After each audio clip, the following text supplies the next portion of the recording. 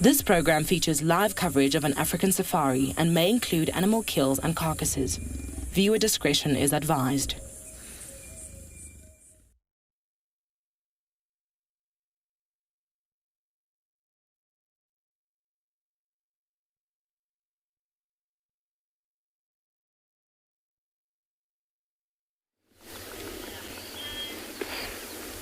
Good morning, everybody. Morning from Juma Private Game Reserve this morning. As you can see, it looks like it's going to be such a beautiful day, beginning of the beautiful sunrise on the eastern side where we're looking at. And now we're just sitting here on the western end of the quarantine. That's what you see the sunrise from. So maybe, it's going to be bringing for us such a beautiful day this morning. Welcome aboard to your very own safari life through the African bush.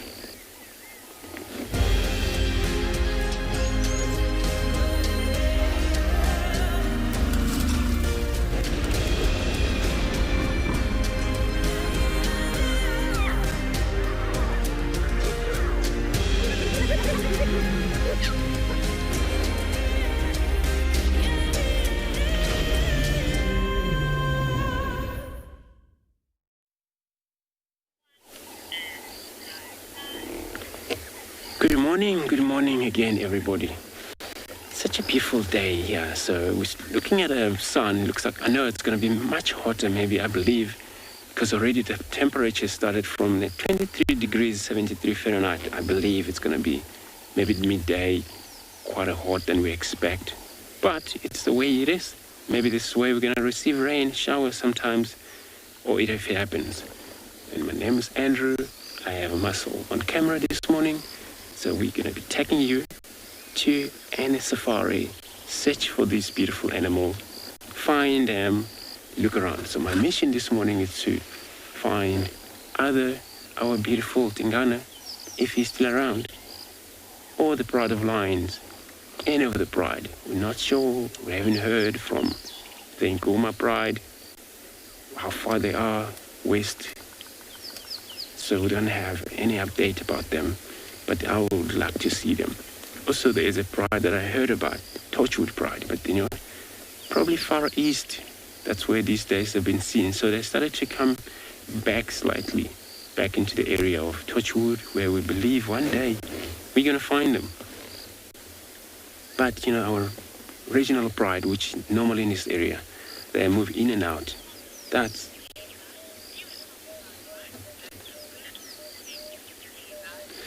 Levi, you're very right. It's such a beautiful, especially, with a sunrise like this. And then it's not actually a lot of a cloud. So it's burning through, it's actually, already provide a lot of its own beauty. So we're coming to you live from this location this morning. Remember to talk to us. Questions and comment, and then under the age, and then you can still use kids questions at wildearth.tv. So you can also tweet us on #wildearth and at FC, which is the YouTube channel, and also you can use wildearth.tv and Explorer. For those of you who haven't been using or been part of the show, so you can go there and you can sign up, able to see what we're doing out there. So while I'm carrying on looking around here, I'm going to be sending you over to Mike with his hyena.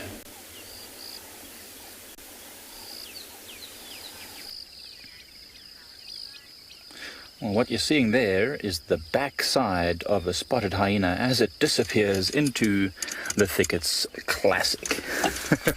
Hi everyone, my name is Mike Anderson. Behind the camera is Seb, and you're joining us at Eco Training's Pridelands Conservancy, where we came to impala clearings once again, because yesterday there was a lot of hyena activity and we found hyenas again, 2 of them, but they promptly decided that as soon as we were going to go live on a safari, that they were going to disappear.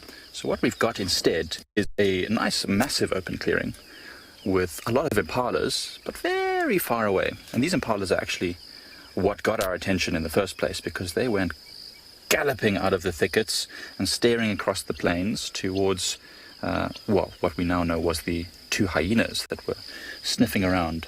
Now, there were a whole bunch of wildebeest calves born on this clearing over the last couple of weeks, so I'm sure the hyenas were here to investigate if there was any leftover remains of the birthing. But for now, it's just a beautiful golden glow in this lovely open clearing. Lots of young male impalas, a whole herd of females with youngsters, and a few zebras also around in the clearing. Perfect place to start the day. Lazy boy, I think they live probably into the mid-20s, hyenas, and it also depends on what area that they live in. If there's a high proportion of other predators or even lots of other clans of hyenas, there might be lots of fights. So anywhere between, the late teens to early 20s, it's because they have to fight for the dominance of a clan, especially the females. The males not so much, although quite often male hyenas are quite nomadic. But the females, especially if they're the matriarch, they'll face many challenges to their control or domination of a clan. And of course lions kill them regularly. So in areas where there's a high proportion of other predators, they might not live as long, although generally speaking the number of hyenas can be higher, because they're generally going to find more leftover food. It's not to say they can't hunt though, but like anything, if there's an opportunity to get a free meal, then they would probably take it. I mean, they've got powerful jaws to crunch bones and strong stomach acids to break down this tough skin and hides of animals, stuff that maybe lions and leopards wouldn't necessarily eat. So if they can get the nutrients they need from that, it's a much safer way of surviving. Look at all the grass shining. This is from the dew. A lot of condensation from this extreme humidity we're facing. There's a tropical cyclone which is actually brewing and moving towards the central coast of Mozambique, which is just to our northeast. And as that storm approaches over the next few days, it's going to bring lots more humid weather. And although I don't think we're going to get a whole lot of rain from it, the northern parts of the country could potentially face quite an inundation. It's very exciting. Could always use a bit of rain, especially if the mighty Limpopo River in the northern part of the Greater Kruger, which we're part of, comes down in flood, which it hasn't done for many years. Oh, there's a little bird making noise just here. I don't know if you can see that. Do you see that bird there, Seb? I don't know what kind of bird it is, but it's making a very interesting call, sitting right here on a small stick. Oh, yeah. You see it over here in this distance. I don't know what this bird is. The silhouette, and I don't know the call. But anyway, Jamie, do hyenas ever hunt impalas? They certainly do. Hyenas won't. I think it's a Sabota lark, to be honest. It's got a little streaky belly. Or a lark, actually. Oof, it's a tough one. It's a Sabota lark, I think. Anyway, Jamie, hyenas do hunt impalas quite regularly. Whether they're successful or not is another story, but they often chase them, especially if the opportunity is good. In this big clearing, it's not so easy, but there are lots of baby impalas, lots of lambs, and lambs are not particularly, they don't have a lot of stamina. They're quite young still, so if hyenas chase them down, they probably could catch them. We see lots of newborn impalas that get caught by hyenas. Fully grown impala, it's quite a difficult thing to catch. They're very fast. Very fast creatures, so not super easy, but I suppose they could when the clans work together. In this area there's plenty of leopards, and along this northern border where we are right now, it's a good place for them to get carcasses, so there's no real need for them to hunt that much. Where they're focusing mostly on very old and weak individuals or sick individuals, stuff that's easier to catch. Well, they've got powerful jaws. They don't have sharp claws and extreme speed to catch these animals. So they'd have to find something that was relatively weak and immobile. Then they would have no problems. In certain parts of Africa, hyenas have actually become the dominant predator. In certain parts of Africa, like the Ngorongoro crater, for example, where lion numbers took a bit of a hit because of, I'm not sure what disease, but maybe canine distemper, but anyway, lion numbers fell, and the population of hyenas rose, and they've now become the dominant predator.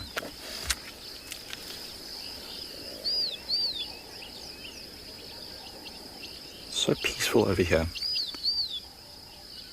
I don't know if you can see it, Seb, in the picture, but do you see all those bugs flying around? Mm-hmm. Yeah. So there's a lot of insect activity over this clearing. A lot of these could be very small termites that are coming out during this nice humid weather. But anyway, it's a feast for many animals. But in the meantime, let's send you over to Lauren with a leopard.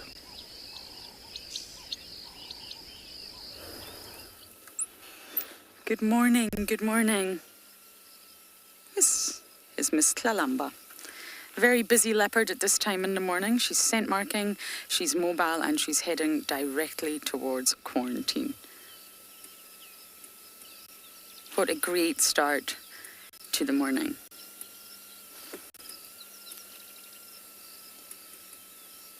We went to the hyena den, but it was not active. So we came and found Miss Tlalamba. My name is Lauren. I do have Simon on camera, and we're going to try our very best to keep up with Tlalamba. But as you all know, it is not easy. And we're actually on Wahlberg's Nest Road, and the Wahlberg is up there calling. The female is not very happy that there's a leopard in the vicinity. Oh, what do you smell, dearest? Now, quarantine on Djuma is definitely the sort of heart of Tlalamba's territory. It's not necessarily in the center, but it's definitely the heart. She smells something. Look at that twitchy tail. And that very brave ring-necked dove in the background. Oh no, it's not a ring-necked dove, sorry. It's a francolin, crested francolin.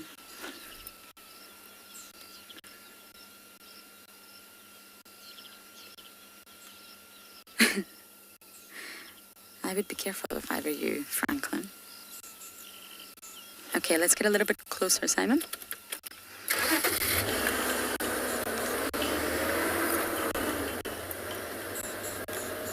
Tlalamba is mobile towards quarantine.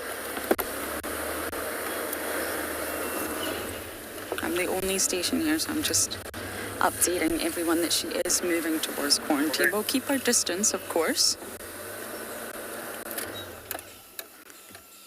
I like it when Tlalamba walks on the road. Makes life a little... Especially in Tobeta is crossing into Peffershoek. This Franklin is very, very brave this morning. And you see how she's got her tail up there? That's intentional. That's because she's on patrol. So she's trying to say to everyone, I come in peace. I'm raising my white flag. And I'm not going to kill you, I'm not hunting. But I think it's a false statement. Tlalamba would if she could.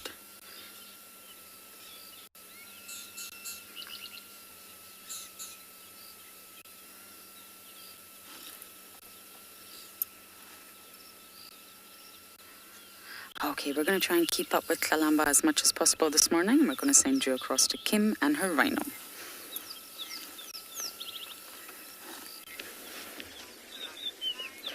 Good morning, everybody, and welcome to And Beyond Pinda. We have got some white rhino for you this morning. Some very shiny white rhino who've obviously been already this morning wallowing in a mud wallow. We did come past a nice muddy pan earlier, and I think that that's probably where they've been. Welcome, and I'm Kim. Owen is behind camera today. And yeah, we just came around the corner, we found this guy. He's scent marking quite provocatively, and he's got there's a female and a young calf just behind him. Pete for ground, Pete. He's keeping a little eye on us. making sure we're not getting too close, interrupting his very important scent marking. He's probably following this female around. We chatted quite a bit about white rhino yesterday because we saw quite a lot yesterday. And it's possible that he's just, he might be quite interested in mating with this female rhino. I haven't seen how old the calf is, but it's possible that he is, looking to mate with the cow. I was going to move forward, but I think that we should just keep an eye on him for now. It's quite cool how you can see how thick all the mud is on his back and how, as he's walked past bushes and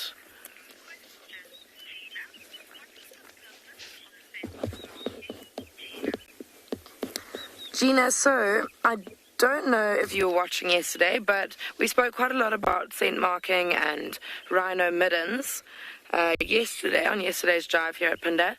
So the purpose of scent marking is it's territorial and it's just to like assert dominance in an area. So this rhino bull is probably dominant in the area and he is just letting everybody know that. I'm going to move forward so we can see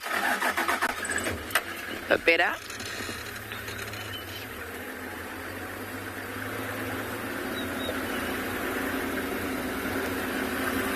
So he will be doing that to assert dominance and to let all the females know that he's around, and if they are ready to mate, they should come in search of him. It'll usually be him doing the searching.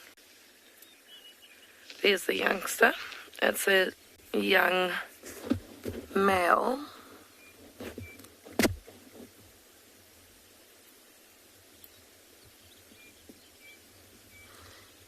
And he looks to be less than a year old. And the reason I say that is just because the horn at the back has not started growing yet, and usually at about the age of 1, that second horn starts to grow. So because there's no growth there yet, I think it's safe to assume that this little calf is less than a year old.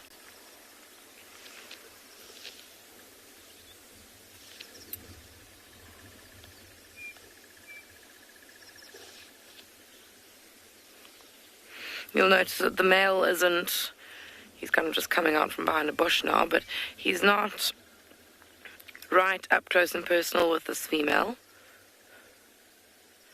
I think, as I said yesterday, it's been recorded that the females will mate about 3 months after giving birth to a baby rhino, but I think at the same time, I don't think that's a very common occurrence, and often if they've got quite a young calf, she'll actually chase the male away until she feels like she's ready to mate and be pregnant again.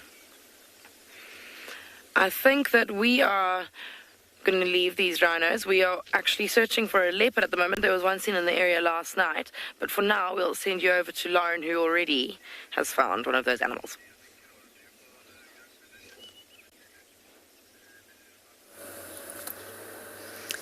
I'm not sure I do still have one. She's just gone off into the thicket here, so we're just letting the other vehicle head on in, and he may follow suit. You'll have to bear with me here. I have a fear now following Kalamba in summer after getting stuck the other day. She was walking so lovely on the road there, posing so perfectly, but she has gone into the block, I'm afraid, so we're going to bunda bash our way in.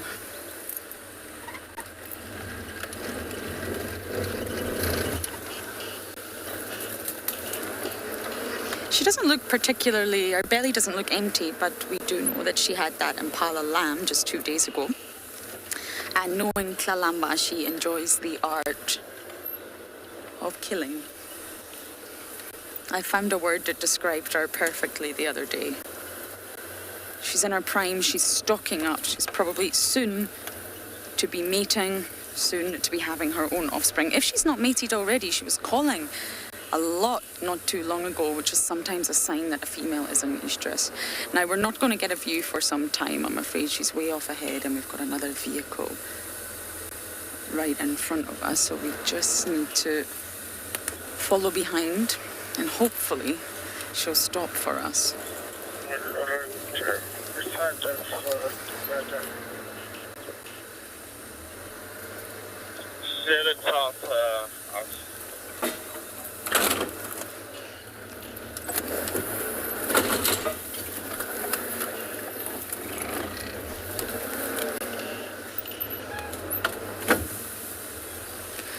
Tom, it really depends when she last had food, how hungry she is she in her estrus cycle, is it cold, does she need more food to warm up, is she lactating? It all depends on her energy requirements, and we do know that Tlalamba ate a few days ago. So technically speaking, she doesn't need to eat for a few days, but she's a mammal at the end of the day. And mammals do need to eat constantly because food is what fuels their metabolism, and metabolism is what maintains mammals' body temperature. We have a constant body temperature. We do not rely on the sun. Although we enjoy the sun and we get vitamin D, we don't rely on it to maintain our internal body temperature. That is done through our metabolism, and in order to fuel that, we need food. I think Tlalamba kills every 2 to 3 days. It also depends your age, if you're a leopard, if you're a male, if you're a female. There's really no set time, but she can go a while. They're also not entirely water dependent. They will drink water, but it's not a necessarily everyday requirement.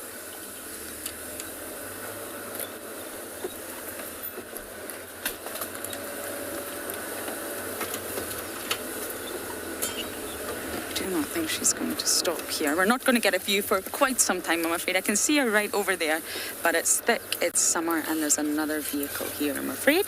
So while I try to navigate, we're going to send you across to another live location.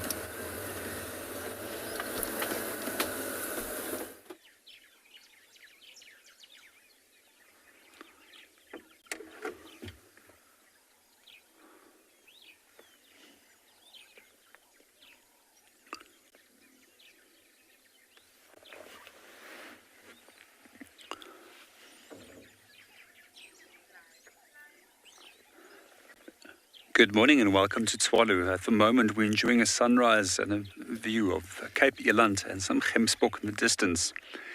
My name is JP LaRue, and behind the camera we've got Craig. Just going to focus back onto Cape Eland before they move off.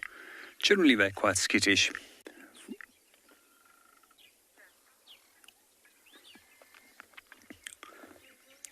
For those that are a few that aren't familiar with Cape Eland, they're one of the largest antelope species within the world and can weigh approximately 1,100 kilograms at maximum weight. They're also closely related to the spiral-horned antelopes, and is one of the few members of the spiral-horned antelopes where both male and female actually has horns.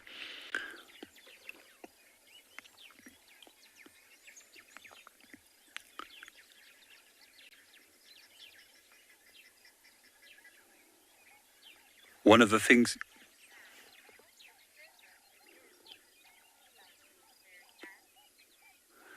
Good morning, Mary Ann. It's always a pleasure to see them, and they're really special animals. And what I do really like about them is that there's a very close link between them and the sand hunters.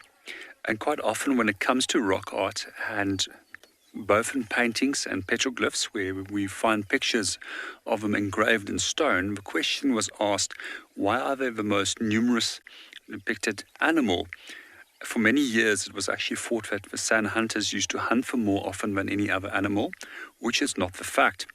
It actually plays a very important part in terms of their ceremonies and in their beliefs.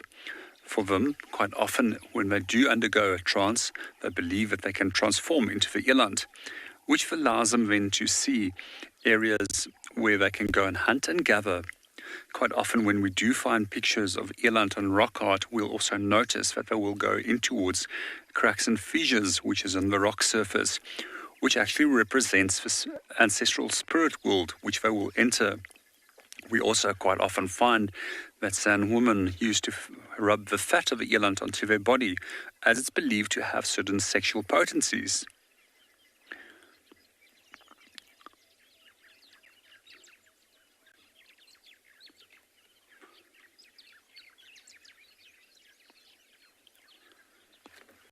We're just going to move a little bit forward and see if we can get a little bit of a better view on them.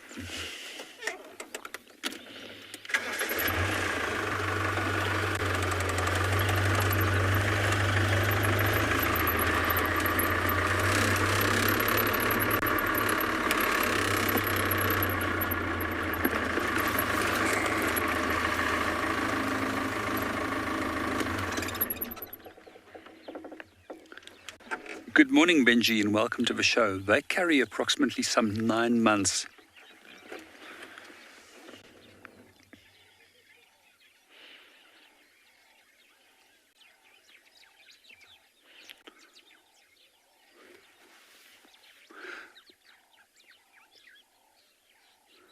One of the interesting things about eland was that they were actually exported into Kazakhstan many years ago.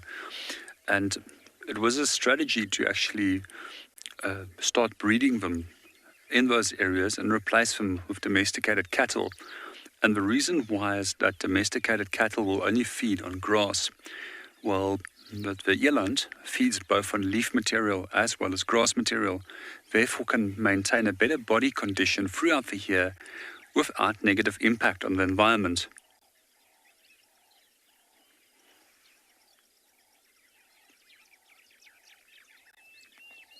Although these animals are incredibly large, they also still have the ability to jump very well. So we can often see them jumping over 2.5 meters in height.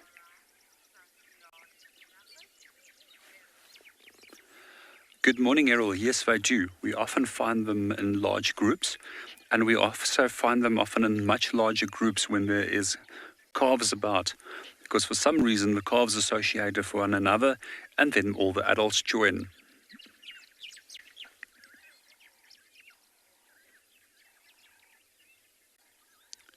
One of my favorite moments in Swalu was actually with a group of these Cape eland and the wild dogs, which chased them one morning. It's just amazing to see how these animals can run incredibly fast to escape any form of predator, and how well they can jump.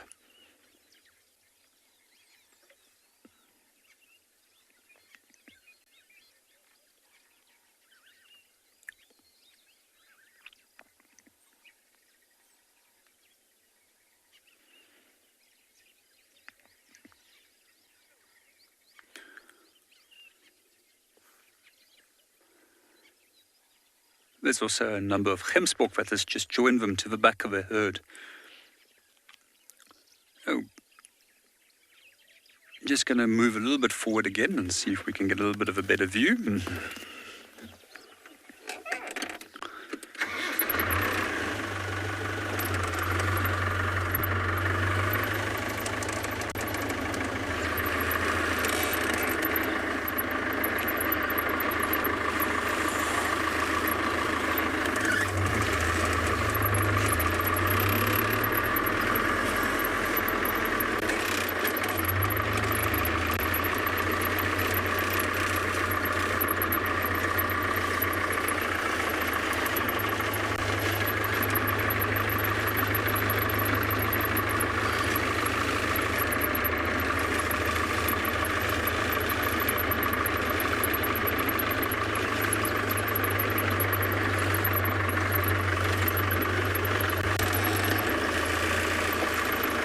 be like, just like that.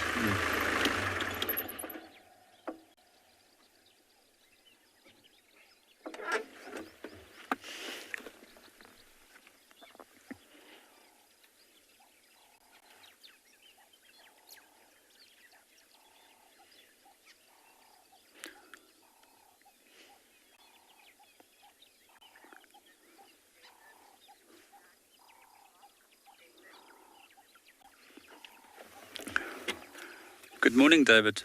When we do look at eland, they do sometimes rub the scent of a gland on top of the head onto the ground. However, they're not a territorial species, which means that they do not demarcate and defend a specific area. We see that they generally operate in home ranges, which is large areas which is neither defended or demarcated.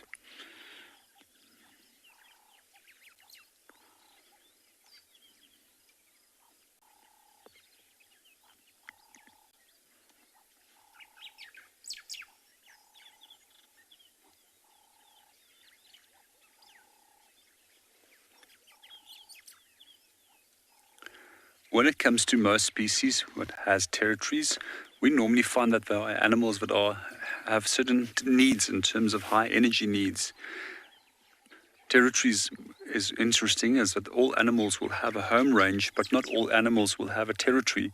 The territory will then form a core part of that area, while species that have home ranges generally are less selective about what they eat.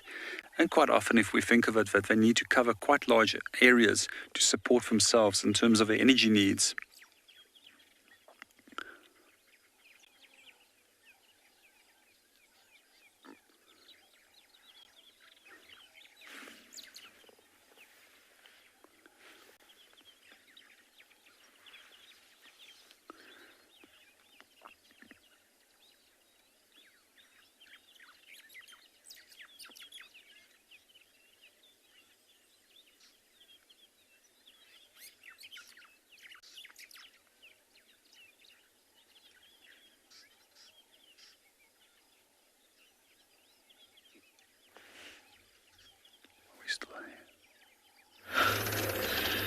Right, welcome back to And Beyond Penda. We have found some lions. Sorry, I was just repositioning, so... Oh. Please just write a message. What's she saying? Oh. Yeah, we've just found some lions, as you can see. One's been chewing on something. You can see that one standing there is very, very fat. It's a young male. Oh yeah, see, that young female's just run in to take what's left. And even with cubs of this age being, oh, that's definitely a spine of something. So they're about 10 months old, these cubs, and even at this age, there will definitely be a more dominant... We're having a wee. There'll be a more dominant cub of all 5 of them, and even of the males. I think there are 3 males and 2 females. There'll even be a more dominant male of the 3 males.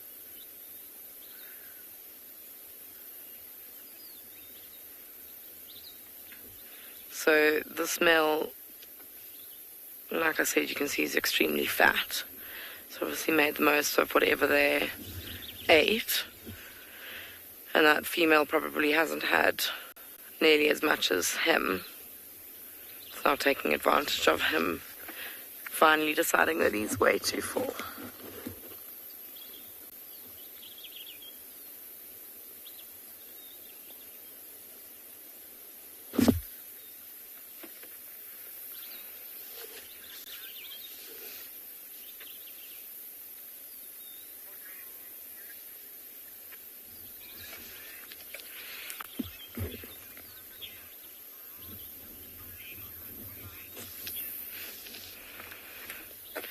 Jim, this pride is called Mountain Lodge, and quite interestingly, I mean Mountain Pride, you can actually see Mountain Lodge right in the background. So I said Mountain Lodge instead of Mountain Pride because I couldn't see it. But that is what they're named after. They tend to hang around the lodge, or Mountain Lodge, and that's why they're called Mountain Pride. But it's very, very cool how you can see this little female holding onto that spine. She's got it between her front paws. She's like holding on with the one and then just digging in with her teeth. I really don't think there's very much left on there, so it's probably just for taste more than anything else. Also looks, I'm wondering where the rest of the carcass is, but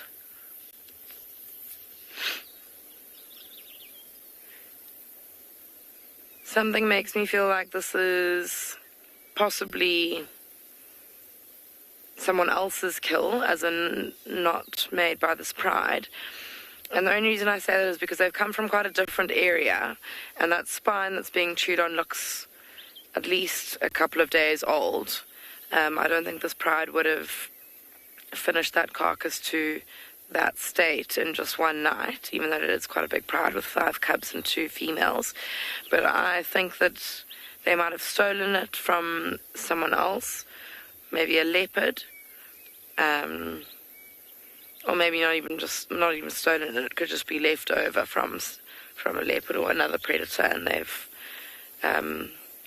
walked over from where they were, which isn't very far. I mean, it's less than a kilometer away.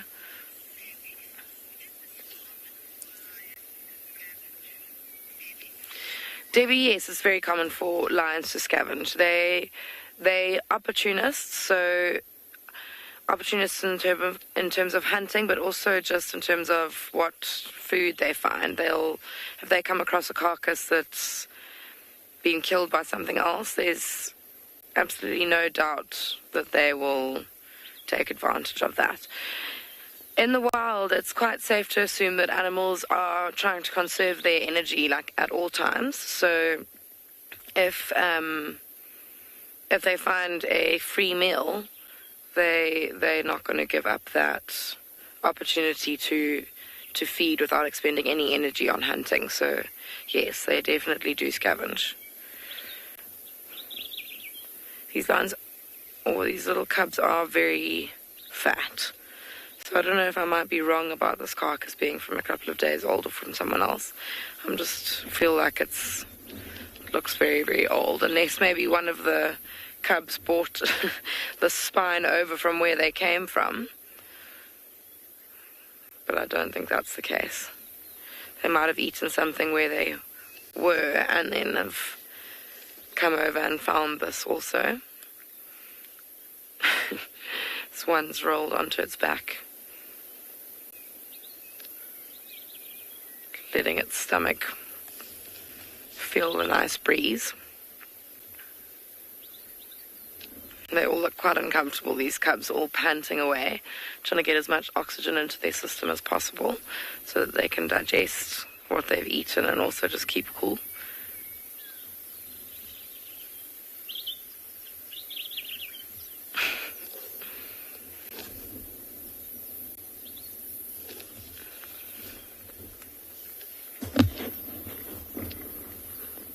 That one on its back is just keeping its eyes. No, he's closed them. But you'll also notice that the females, the 2 lioness, are not as fat as the youngsters.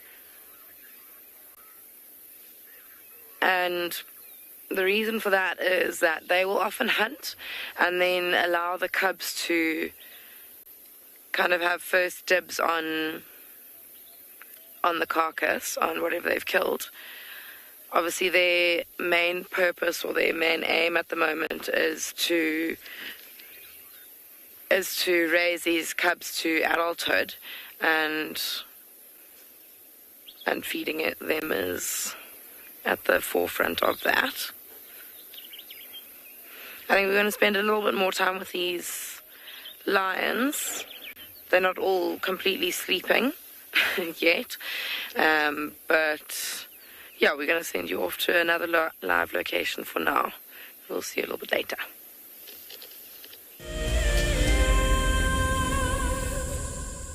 Wild Earth is launching our brand new Explorer program with an opportunity to win a very special Wild Earth expedition. The lucky winner will get a behind-the-scenes Wild Earth experience at the magnificent and beyond Ngala Tainted Safari Camp.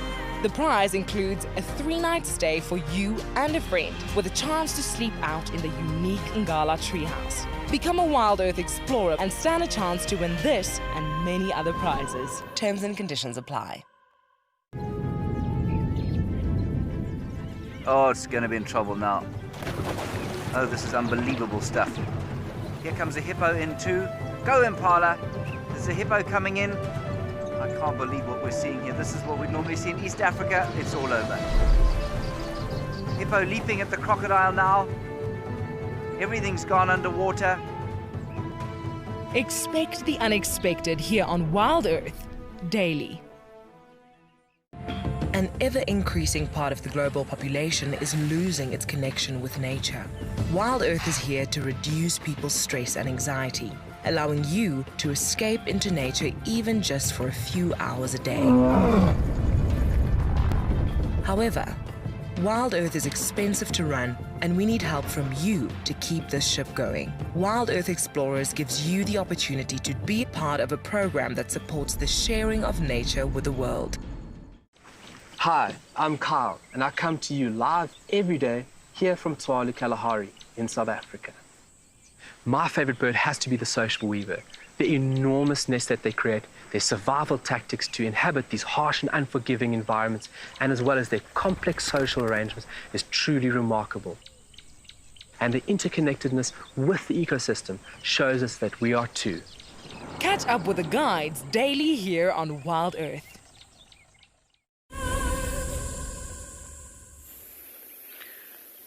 So just as we were talking about, oh sweet, Mum's moving over to bond and get a bit of grooming from that one cub.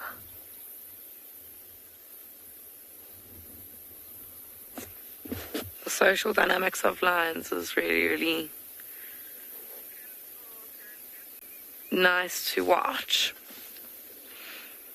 You can see that there's so much kind of intimate bonding going on. That female that she just kind of moved into the way of that cub, and now she's giving him a good grooming after she'd had a few licks herself from that cub.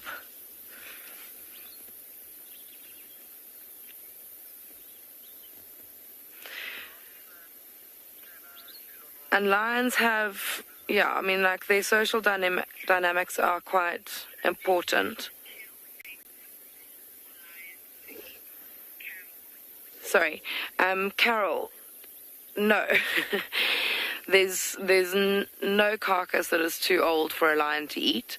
I think that I'd say the oldest, or a carcass that's too old for a lion to eat would be skeleton, bones with no more meat on it. But lions will eat extremely rancid meat.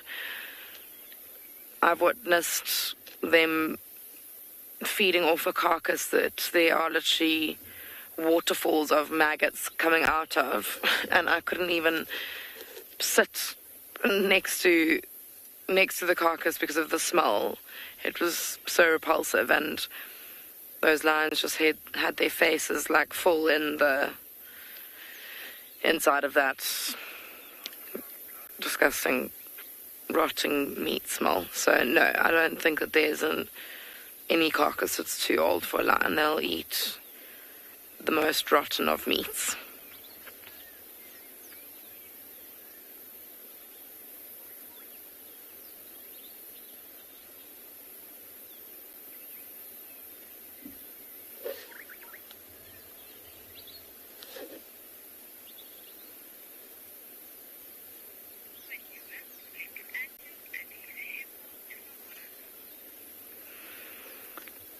I think we are going to stick with these lions. It's quite nice to be with lions when it's still quite cool and they're not quite fast asleep yet. But we will send you over to Andrew and his hippos for now.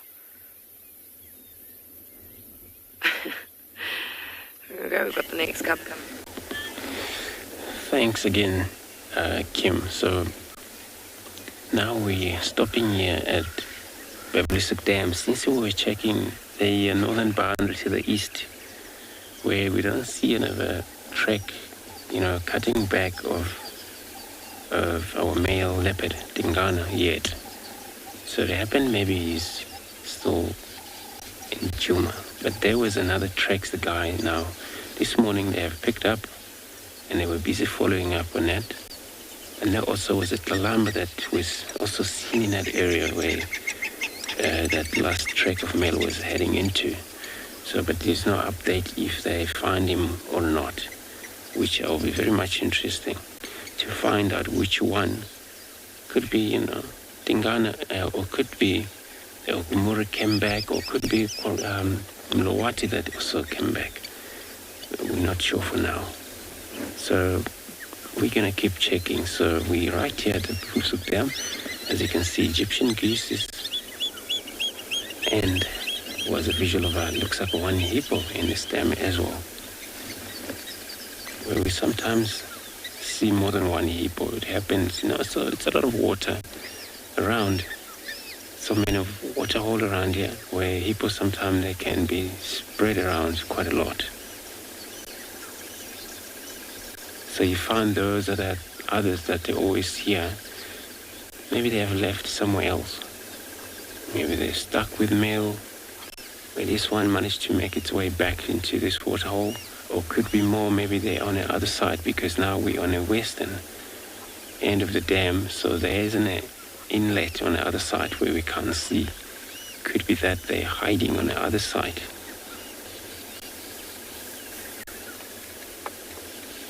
Knowing that for sure. Hippos, they are also nocturnal. They come out at night, they eat grasses. Early in the morning, around 3 o'clock, 3:30, 4 o'clock, roughly, somewhere there.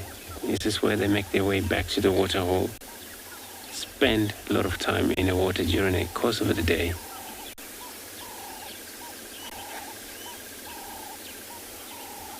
Maybe when it's cooler enough, they do also come out, graze around edge of the water, and they always return back to the water again.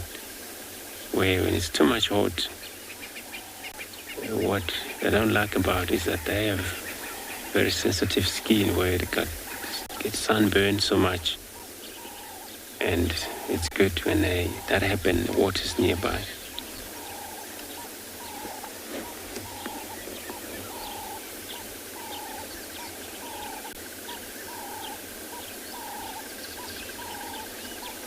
Just went down there.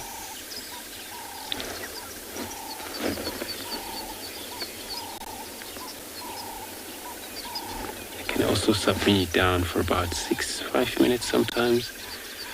Take a breath and also go down. And doing that, they also sometimes touch the bottom and appear from the other side. And then do a lot of movement from inside the water.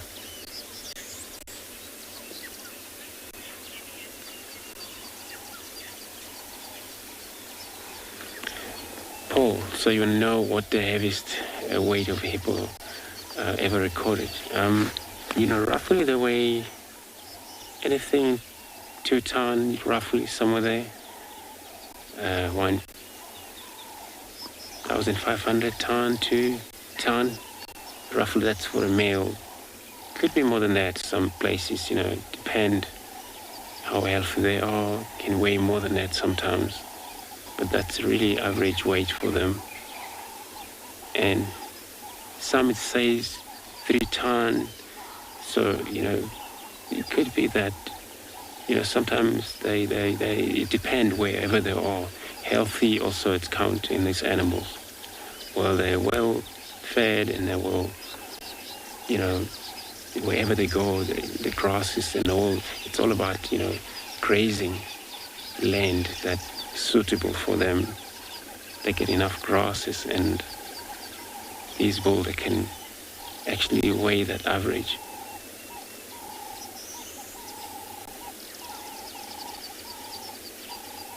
And he seems to be went down now.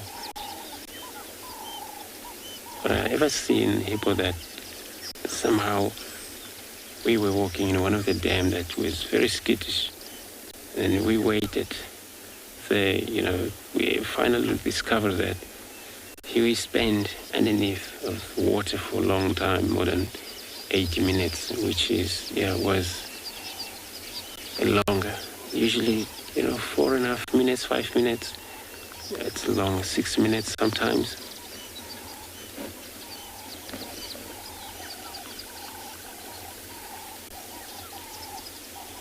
And they are grazer, which they eat grass.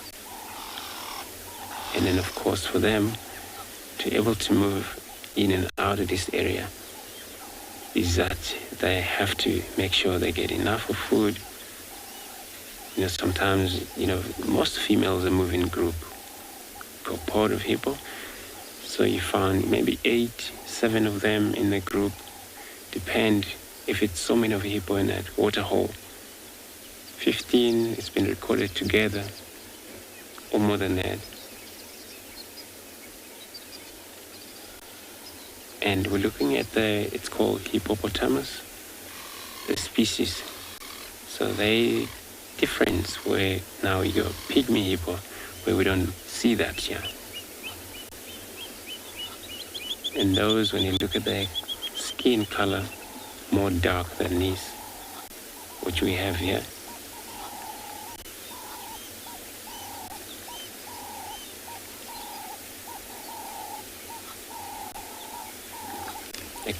Vulnerable when they're outside of the water, especially with the lines.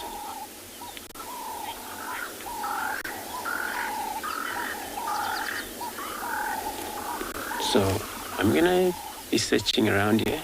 Now I'm gonna be doing eastern border to the south, but I'm gonna be sending you over to Kim with her mobile line.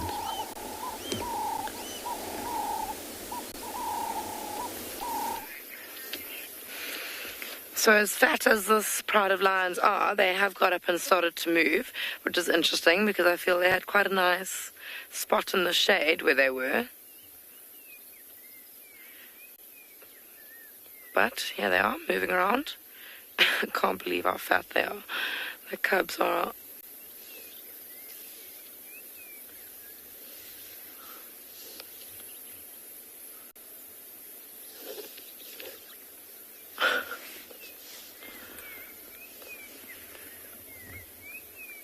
There's one right. Literally just walked under back of our car.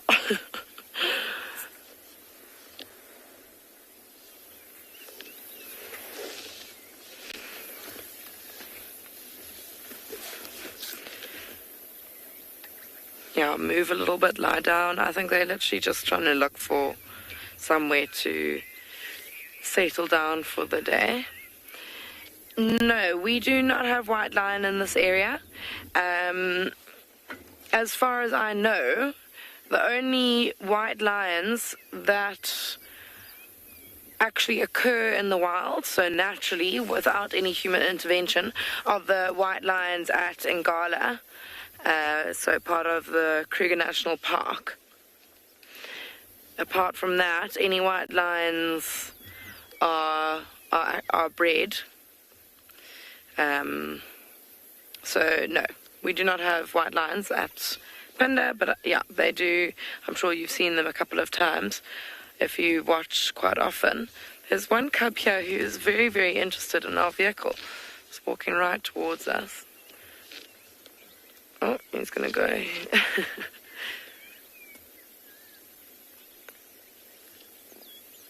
being a little bit overconfident, testing the limits.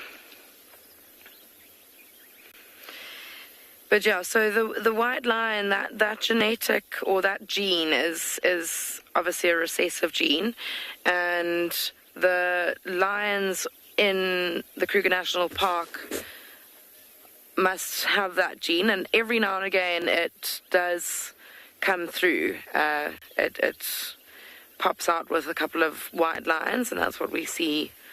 What you'll be seeing now when Ngala have their lions. But unfortunately that gene doesn't occur here on Phinda. But having said that, it's very, very possible that that it may occur one day. With a fenced off reserve, we have to monitor the gene pool of all the animal populations quite closely. So that means often swapping animals on and off of the reserve just to make sure that the genes are staying relatively varied and we don't get any inbred lions. So it's possible that we would swap some lions and that recessive gene might suddenly occur here on Phinda, but at the moment it doesn't. Or not that we know of anyway, it hasn't happened. You see how they've moved from a grassy patch to a sandy patch.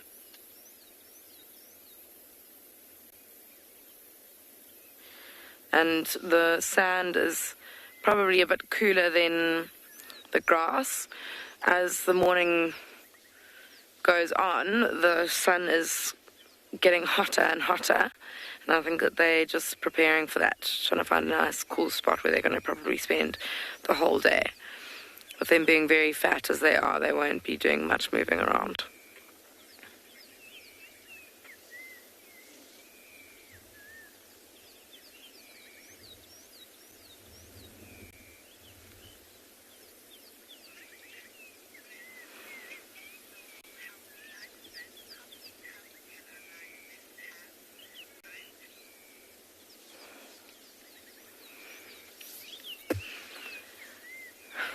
Brett, I think that lions grow to be I think the lifespan of a lion can be about like 12 to 15 years old, and in that lifespan I can't exactly say how many cubs they would have. It's quite difficult to say, but they can have litters of about up to probably no more, I wouldn't say more than 5 cubs. And they won't mate or breed again until their cubs are maybe 2 years old or a year and a half. So you can imagine every 2 years having probably less than 5 cubs at a time. So yeah, if you want to work that out, I'm not going to do maths. It's not my strong point, that's why I work in the bush. But yeah, I mean, it's quite a difficult estimate to work out, though, because I mean, sometimes they'll have 1 cub, sometimes they'll have 5, so it's tough to know how many they'll have in a lifetime.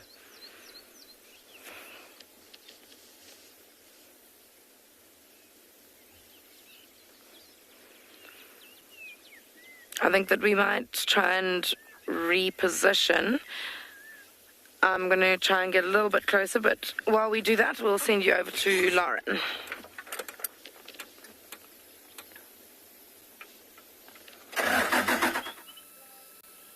What a wonderful sign of summer right here.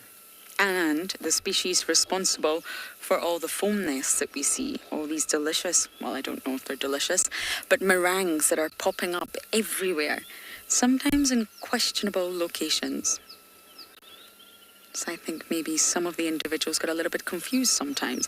But this is a foam nest tree frog on a tree. Isn't that fascinating? And of course, they are more arboreal. They spend most of their life in the trees, and frogs being amphibians, amphibian actually means amphi, 2, bios, life.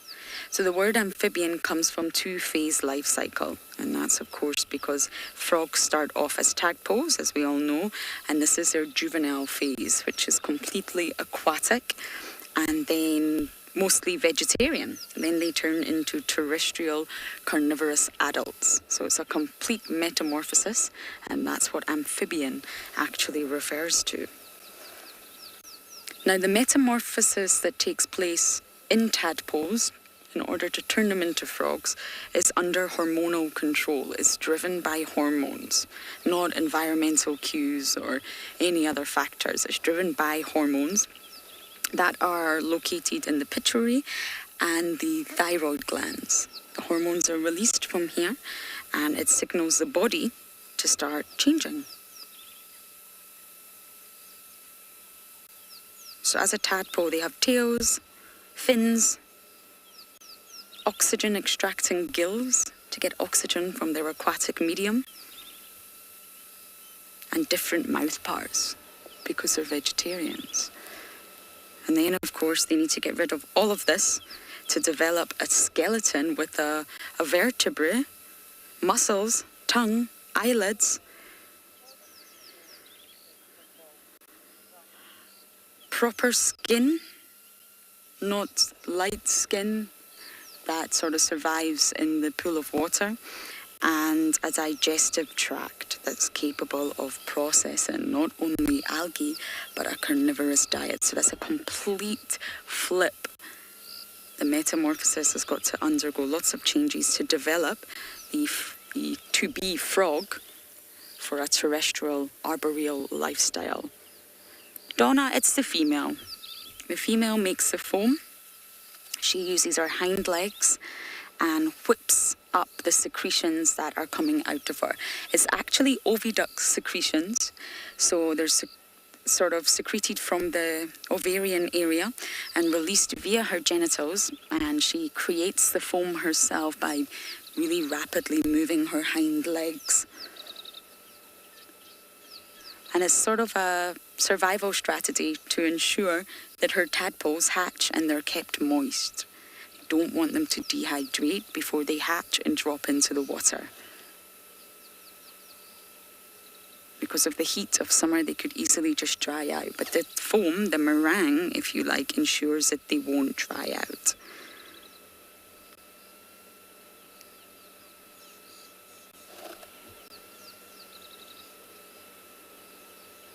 You'll really only see frogs in summer, and you'll hear them. They're very, very vocal. They use sounds to not only communicate with one another, but to find mates. If you think how small this little frog is in comparison to this huge, vast landscape, how is it going to find a mate?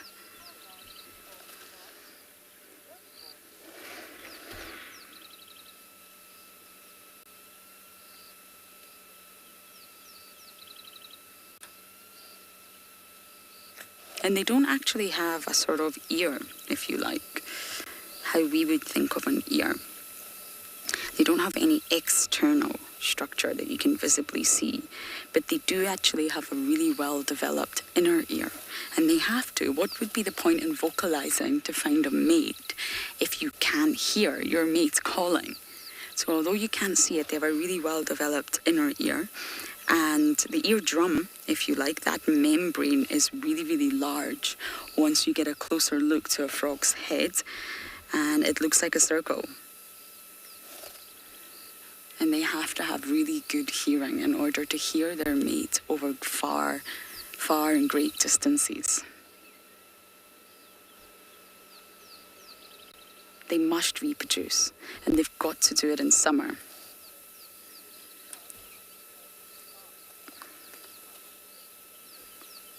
Rocky, you're saying this frog has turned to bark? Almost. Almost. It's very white. That's how I spotted it. It's almost glowing. Normally, they're a lot more camouflaged than this, and they can really blend into the bark. But this one's very, very white right now. And I wonder if it's just because it's first thing in the morning. But yes, it's frozen in time. We can see you, little guy. I have a foam nest tree frog in my room, and I just cannot get it out. Every time I try to get it out, it just jumps back in again. And then I'll put it out, and it waits until I open my door and jumps back in once again. And you've got to try and avoid touching frogs. So even if you do see them, try to avoid using your fingers to touch them, because they've got really, really thin skin that's permeable.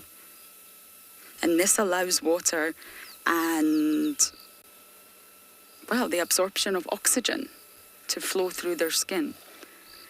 But what that does mean is if you have any sort of bacteria on your fingers or your hands, even if it's good bacteria, I'm not saying you're dirty, even if you've washed your hands and used soap, that's still chemicals. And because their skin is so permeable, once you touch them, anything that's on your hand or your fingertips they can absorb straight through their skin. So you've got to really try to avoid touching them. And if you do need to move a frog, then try to use a clean glass or a piece of paper or whatever you may have in order to get it out of your house rather than using your hands. You can do a lot of damage to frogs that way.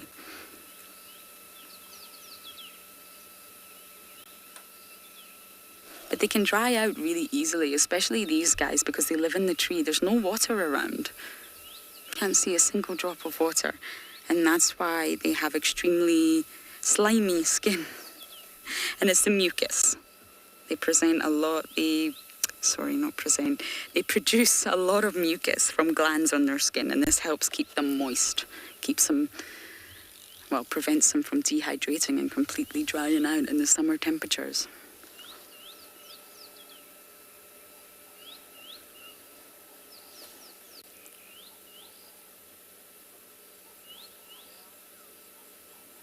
Okay, we're going to keep bumbling on, see what else we can find for you all, but I believe Kim already has some lions resting in the shade.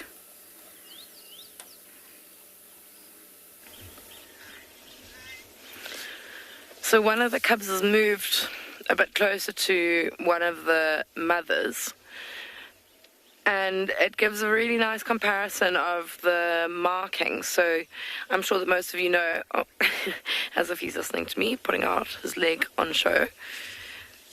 But yes, I assume that most of our viewers will know about how the cubs tend to have much darker and more prominent markings, those spots that you can see on the legs, than the older or than adults. As they grow older, those markings slowly fade, and that's showcased very nicely there, where you can see that cub's legs up against the mother's legs. You can see those beautiful little spots up against the mother, and you can actually kind of see the faded spots on the mother's belly and legs. I don't think they ever completely disappear, but they definitely fade quite a lot. And that's got an old lioness that we're comparing with. She's probably like 7, 8 years old, possibly even 9. She's quite old. She's had a number of litters. And the other lioness on the other side is quite a bit younger than that. I'd say probably only 4 years old. I think this is her first litter. But of these 5 cubs, they won't all belong to one female. They actually are a mixture of 2 litters, and it's quite clever. But in prides of lions, they tend to come into estrus or be ready to mate at about the same time, and then they obviously have their cubs at around about the same time, and that's just so that they can raise their cubs as efficiently as possible. So here, this co-parenting thing is quite a successful setup, where the one may stay behind and suckle the cubs when they're a bit younger. I think they're not suckling anymore, but the one will stay behind looking after the cubs when they're much younger, and the other one will go off hunting, and once she's caught something, she'll come back, get the cubs and the other female, and they'll go off and feed on the carcass that she's hunted. So it's quite a quite a successful way of raising cubs.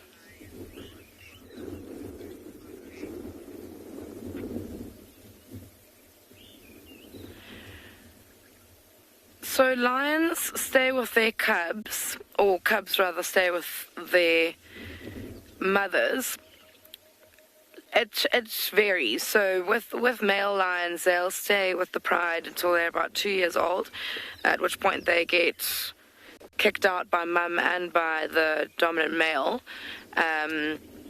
And then females will normally stay with the pride for their whole life. Unless the pride gets a little bit too big, then they may break away and try and make their own pride. And that also happens at about 2 years old. After that, as a male, they are not quite big and strong enough yet to take over another pride, so they'd be nomadic and go around by themselves, or maybe with their brothers. If they're more than one male in a litter, then they'll stick together. And then at about 4 years old, they are fully grown, and they'll start looking for a pride of their own and start challenging any dominant males.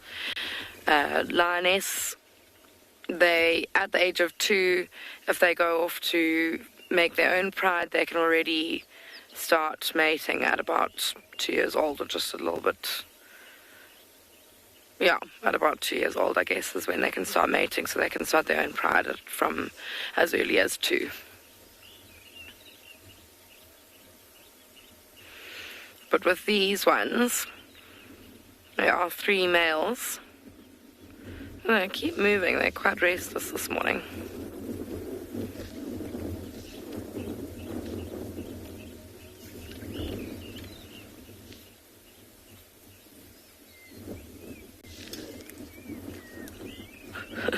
That was quite cool. Nice little walk by. Oh, she's just laid down again. Yeah, they are quite restless today, but obviously the most restless one is the one who seems to be the skinniest. The rest are fat and lazy.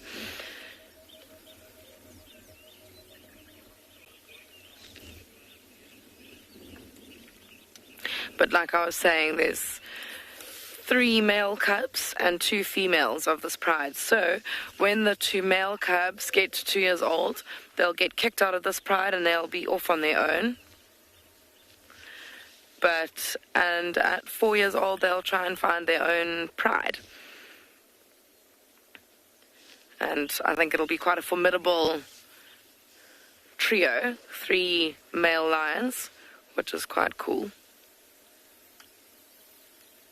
Imagine 3 dominant males moving around the area.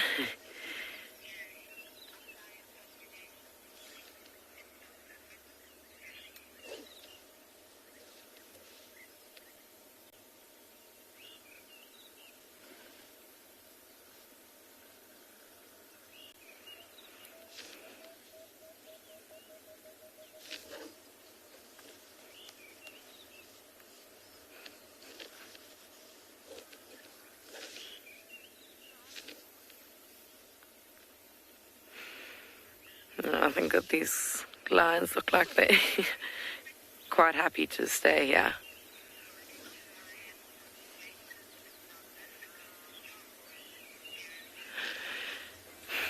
Gary, that's quite a difficult question to answer. Well, I suppose it's not difficult, it's just a bit more complex than just a yes or no. But lion populations, so lions have actually just gotten onto the ICUN red list of endangered animals.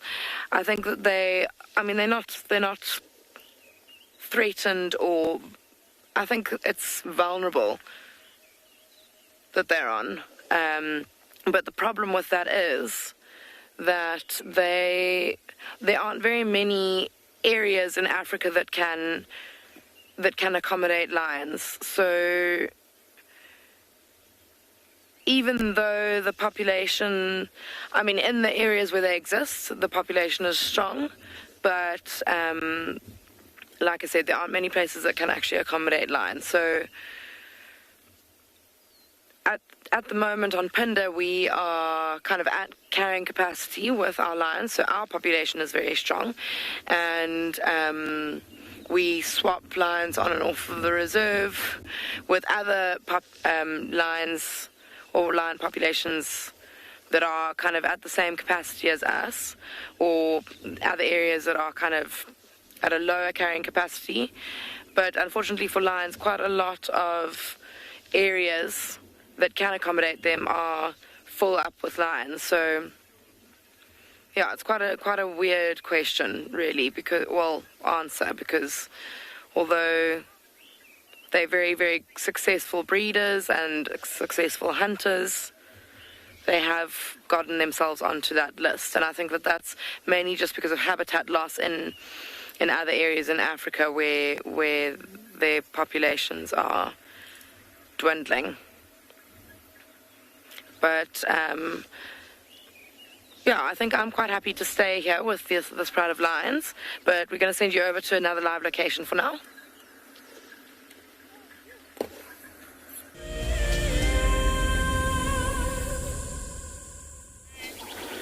Thanks, Kim. Good luck. Well, we now have here crested barbet, but they not actually static birds. They, flight around with actually a pair of them, where it looks like a male was going after the female. So they quite a lot of activity, especially this time of the day where it started actually to get warmer a bit. And now we got a drongo, fork-tailed drongo, as you can see. These type of birds, they also fork-tailed drongo, they mainly follow bigger game. They follow elephants, they follow rhino.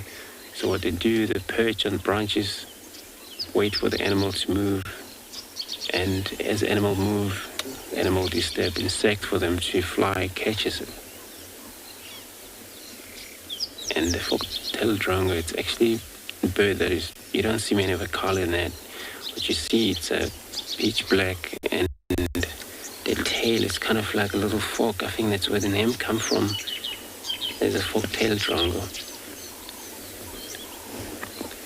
And most birds are all, bringing a lot of quite of us singing around here.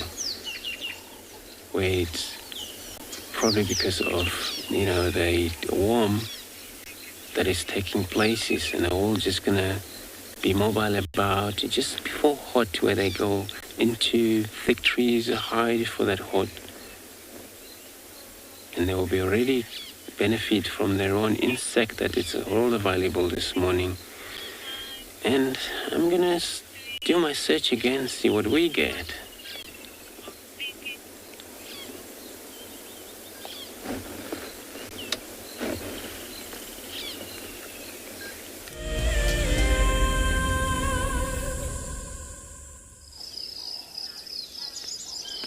So what you're seeing there is a nice big elephant bull that's feeding on zebra plains just opposite our eco-training camp.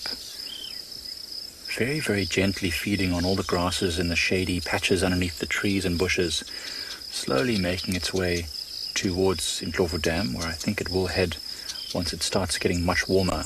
This is a large elephant bull. It's in its prime, probably reaching 40 years if it's not there already. It's just got very wide tusks and a big, huge head.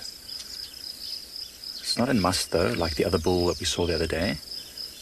So I don't think this one is chasing after any of the herds, as you see. It's just by itself and feeding. That's not to say that it's not communicating with other elephants in the area.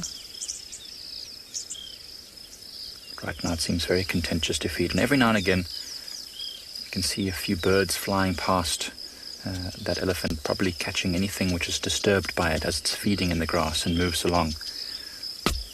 These are mostly swifts and swallows, catching insects, as we saw this morning when we watched those impalas moving through impala plains. There were lots and lots of insects flying about because of this humid weather. A lot of insects are hatching, and there's lots of mating and reproduction happening, so it's a perfect time for most animals to get as much as they can. Where the summer only lasts a few months, and then it starts to get cold and dry again, and at that time it's very difficult for many of these animals to find all the nutrition that they need.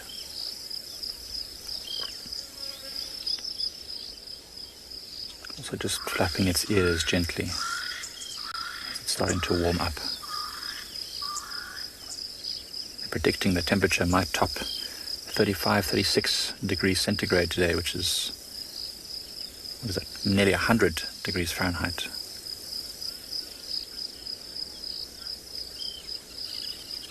L'Oreal, elephants can be in must for varying amounts of time, but it's a yearly occurrence, generally speaking, or it's a cyclic occurrence, meaning that it happens regularly, and they can be in must for just a few days or weeks, all the way to maybe a month or more.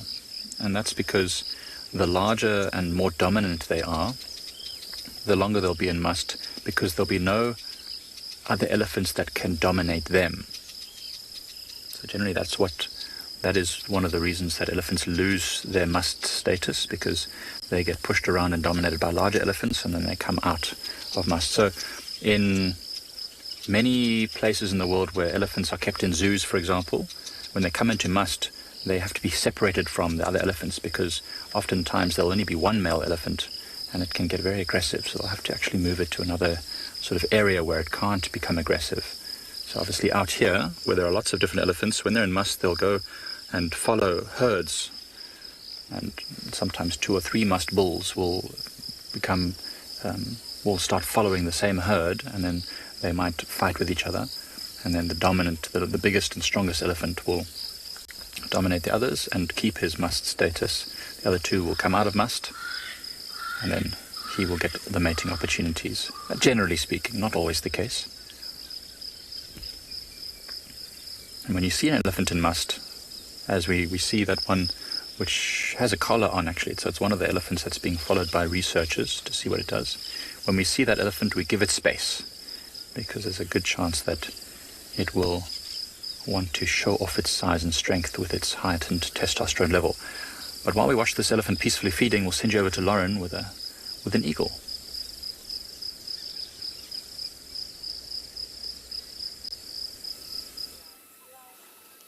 We have a batelier. We have 2 actually. I'm not sure if we can show you the other one. But this is the monogamous pair that we always find on Leadwood Road. I saw the female very recently on her nest. I don't know if there's a chick inside. It's very difficult to see sort of when it's that high up on the tree. But they definitely do have a nest around here. And I'm really, really hoping that we'll see a younger juvenile batelier fly in the skies very shortly. Now, this is a female we're looking at, and the male's just on the other side. They're probably just waiting until they can sort of start to ride the thermals. They're also quite heavy birds, with regards to the fact that they've got heavy bodies. Got a unique flight mechanism, long wings and short tail. So it gives them that wobbly appearance, as we all see when they're in the air. But just like vultures, just like any heavy bird, this is the male, any heavy eagle, they will wait. Thermals assist flight. It stops them having to flap as much, reduce the flappage, and saves them energy. They can soar high and ride the little pockets of air that are available to them. It's not just the vultures that do that.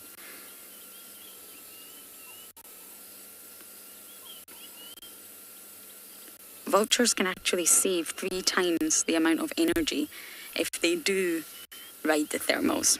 And that's exactly why they do it. 3 times. That's a lot of energy saving. You can definitely see that's the female there.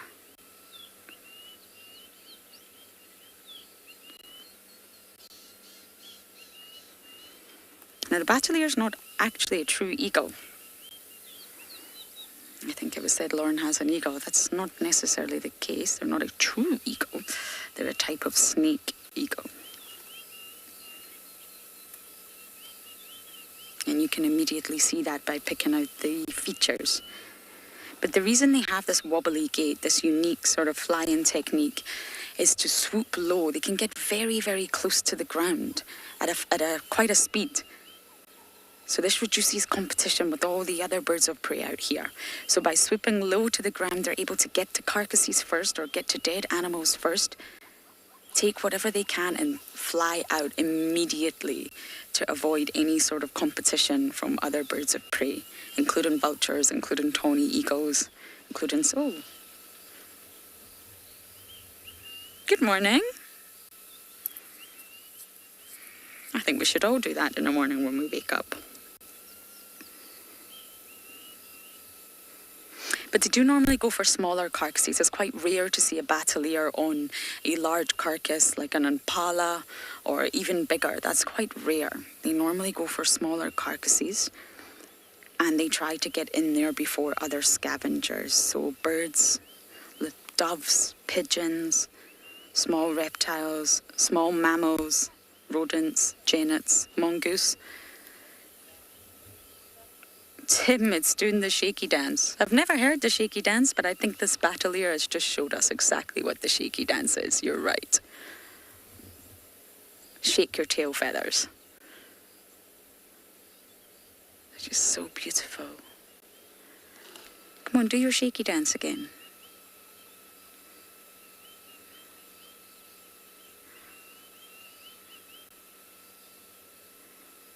The males flew off and the female's looking, where's he gone? Where did he go? He didn't like your dance.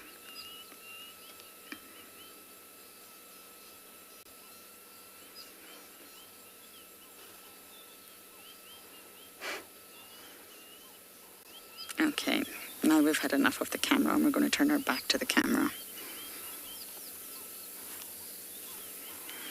I actually might drive past that nest and see if we can have a look. They only lay one egg, so if there is a chick, it will just be one. But I see her sitting on the nest quite a lot, and it would be so lovely to see a really young battalier chick. We see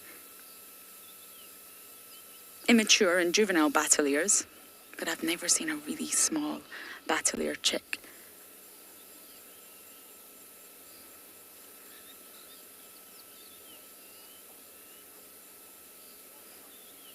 Okay, so I'm going to zoom around and check that nest, and we're going to send you across to Mike with his warthog.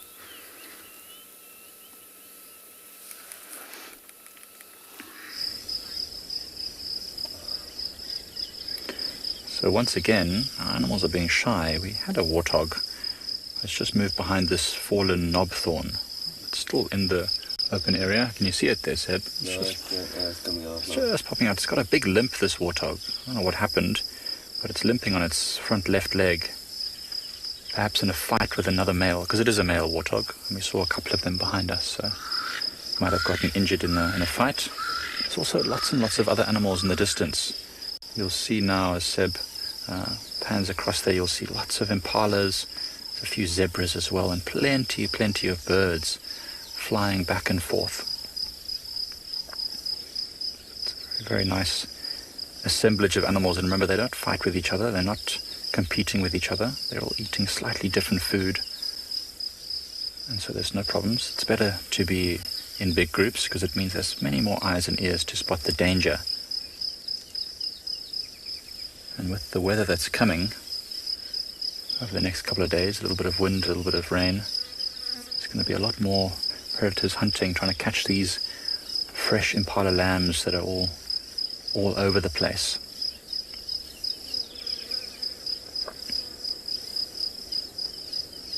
It's actually incredible just to watch there. You can be transported back in time when you see a scene like this. The Swainson spurfowl squawking in the background, trying to establish its little territory. And my elephant has now come out from behind the tree that was hiding on, little weeping boa bean, still feeding there on the luscious grasses just behind this other fallen tree now.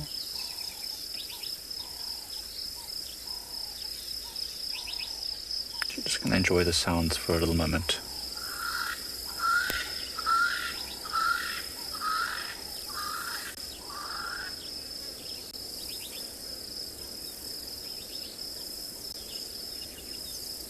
And there's a little, looks like a couple of starlings as well, just feeding in the grasses ahead of us. I don't know if that'll be possible to look at because they're very close to the vehicle, but beautiful iridescence with the sunlight behind. Well, speaking of birds, Lauren's got a couple of battaliers. Let's hope she's found the nest.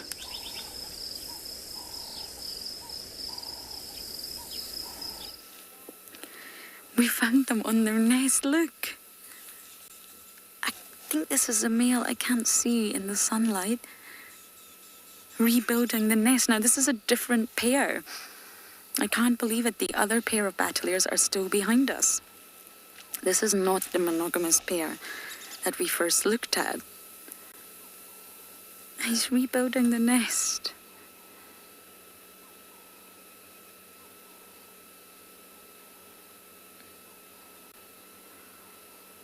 I don't know if there is a chicken there.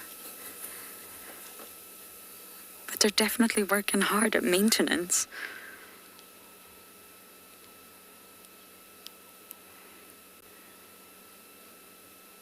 How sweet.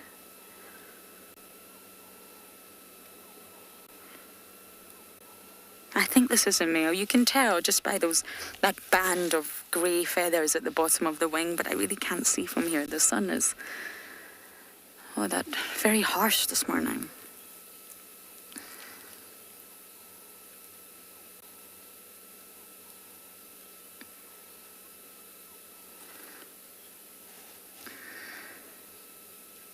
Mark, I don't know, I'm afraid. I really don't know how long it takes them. This nest has always been here. So I have a funny feeling they're reusing it just like the Wahlbergs do. And they're just sort of maintaining it. There'll have been some weathering, some damage. I don't think this is a new nest. It's on Leadwood Road Firebreak, and it's always been here. So I have a funny feeling this pair are just reusing the same nest.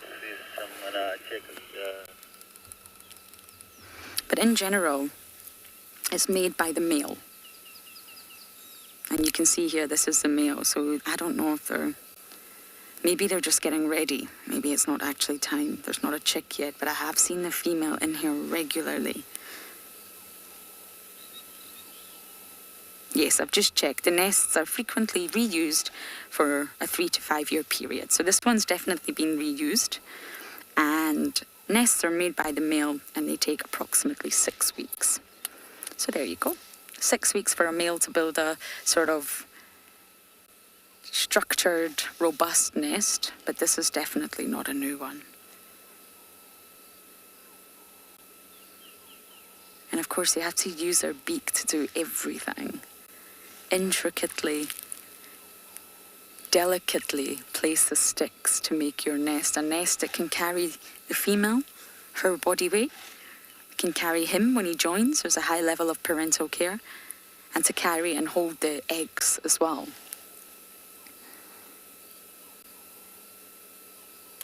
It has to have a lot of sort of structural integrity, robust and strong.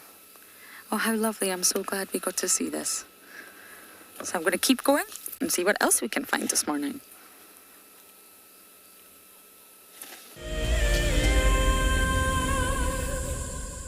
Have you been watching Wild Earth and dreamt of being right there on safari with one of the guides? Well, now you can.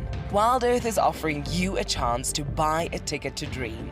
You or a friend can hop on board a live Wild Earth show and join our guide on safari. The ticket is redeemable at any of our locations, anytime in the future.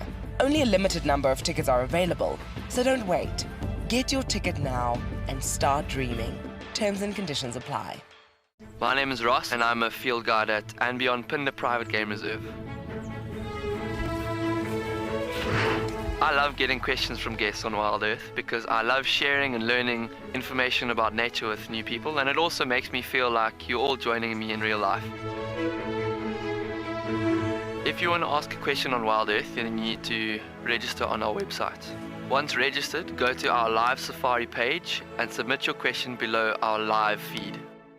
This is Rusty. He's my favorite vehicle, and we've been through all the good times here in the bush. Now, if you feel a connection to Djuma Game Reserve like I do, then we have a fantastic opportunity for you. You can have your name engraved on a brushed metal plaque just like this one, and we will attach it to Rusty so you can always be with us on safari in spirit. We will even send you a digital photograph once your plaque is mounted on Rusty. Spaces are limited, so grab your spot now.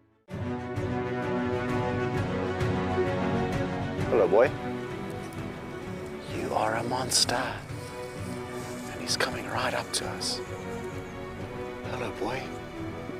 Oh, settle down. Settle down.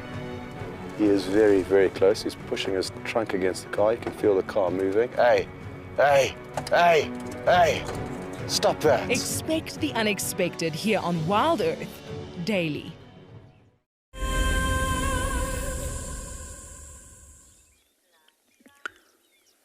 Good morning and welcome back to Tswalo. At the moment things are going a little bit slow, but we managed to find some velvet mites. They're a rather interesting little group of arthropods. So an arthropod is an organism with a number of jointed legs. So as you can see, hence the name velvet mite, they're covered with velvet fluff-like material.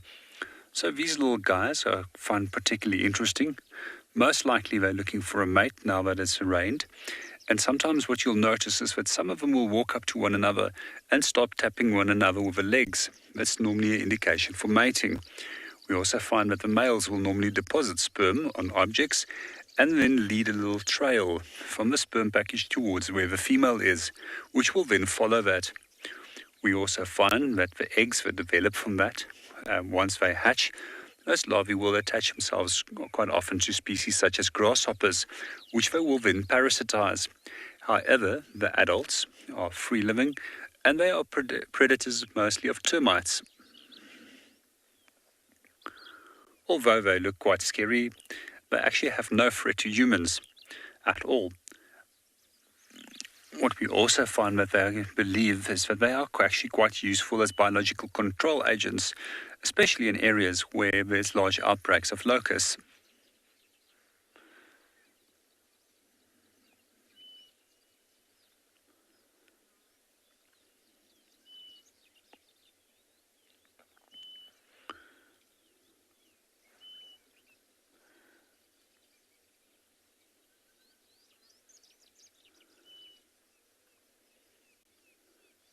So quite often after the rains is finished, then they will immediately dig themselves back into the soil.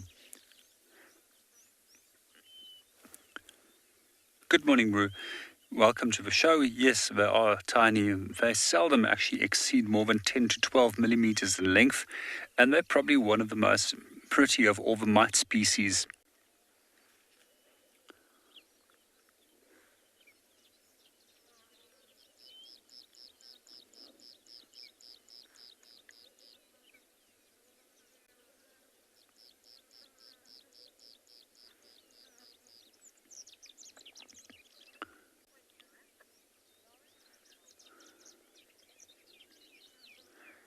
And in the meanwhile, we're going to link you back to Lauren, who is currently viewing some weavers.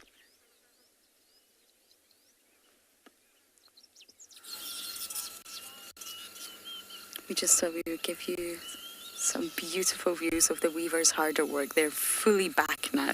I've been waiting for this. They're back in full swing at this little pan.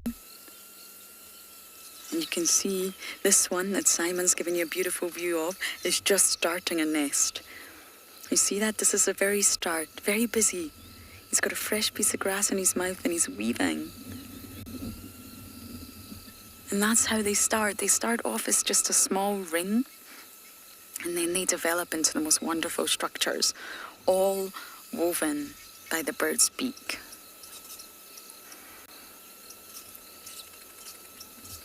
It's remarkable. They can construct it in one day. It takes a lot of energy. Weave, fly. Oh, it's coming back. It's coming back. Oh, it's a different one. Weave, fly, go collect some grass, pluck it from the ground, bring it back, weave, call, fly. It's constant just to get that nest constructed. And normally the fresher the nest, the more green it is, of course, because the grass will eventually just slowly start to die. Look how busy they all are. And they're doing it for the females.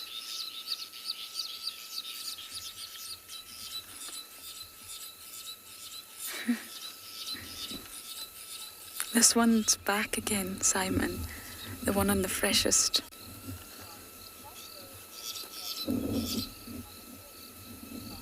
John, you're saying it looks like it's swinging on the swing. Yes, like in a play park. I used to love the swings when I was a child. I could not get enough of the swings. I used to try and do all sorts of tricks, which resulted in multiple injuries, but you know, when you're a kid, you don't think of stuff like that. But that's exactly what it looks like. Look at that, isn't it remarkable? They really put all their time and energy to these nests for the sole reason to attract a female. They're not monogamous weavers. The males will try and construct as many nests as they can to impress as many females as they can, which will result in more offspring that has their DNA, their bloodline.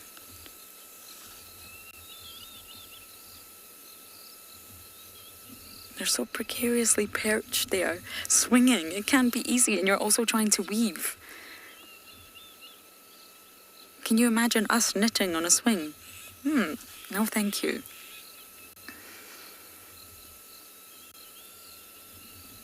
This tree took a long time to come back to life. I waited and I waited and I waited, and already is in full swing. And it's amazing when you come watch the females test out the nest. Sometimes they just don't like it. They think, no, I'm not impressed, for whatever reason, and they just abandon it. After that, the male can sometimes destroy it because he thinks, well, it's not good enough, I need to start again. Or sometimes the females can destroy it. If they really don't like the nest that's been constructed, they'll just tear it down. There's something a little sad about that, but although the males are trying to impress as many females, the females have also got to make the right choice for their offspring.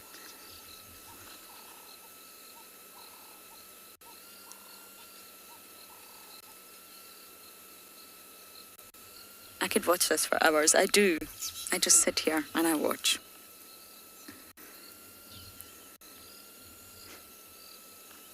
You can see the foam nest in the background.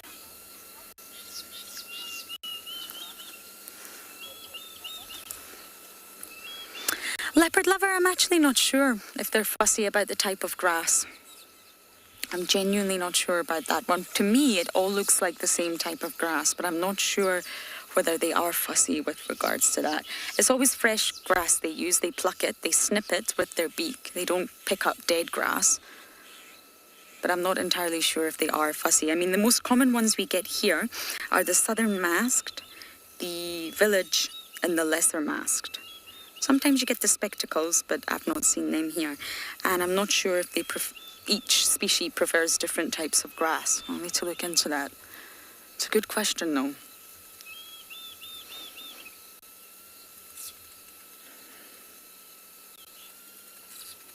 And they're all competing with one another here. All the males.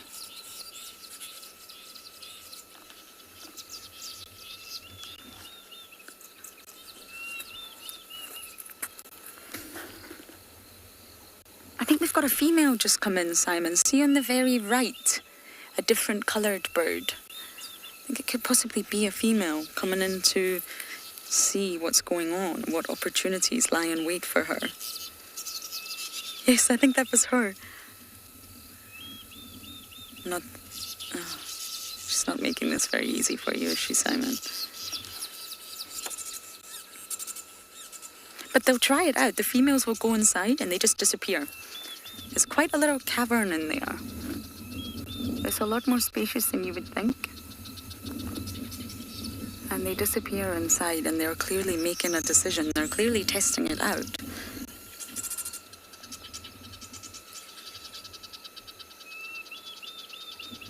And why they're positioned above water? Predators. Really, what terrestrial predators could get to this nest? Other birds, possibly.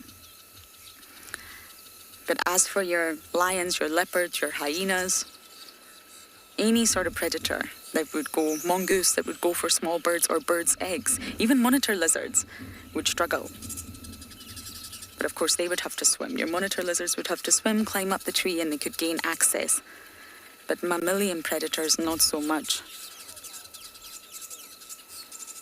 Okay, I'm going to sit here and enjoy this just a few moments longer, but we are going to send you back across to Kim and her lions.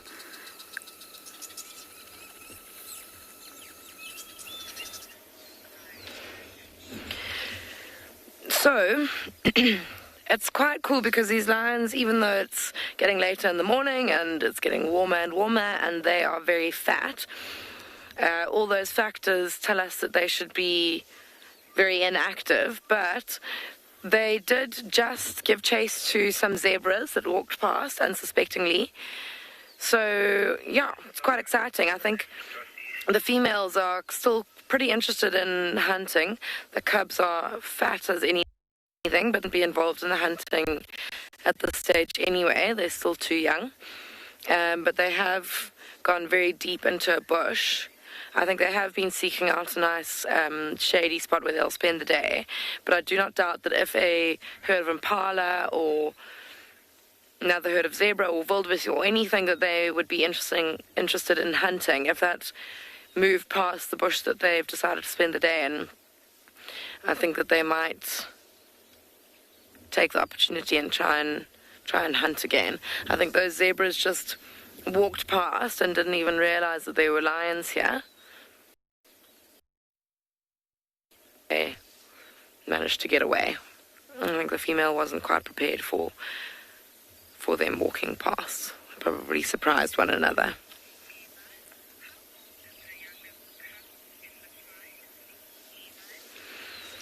Levi, so these cubs are about 10 months old.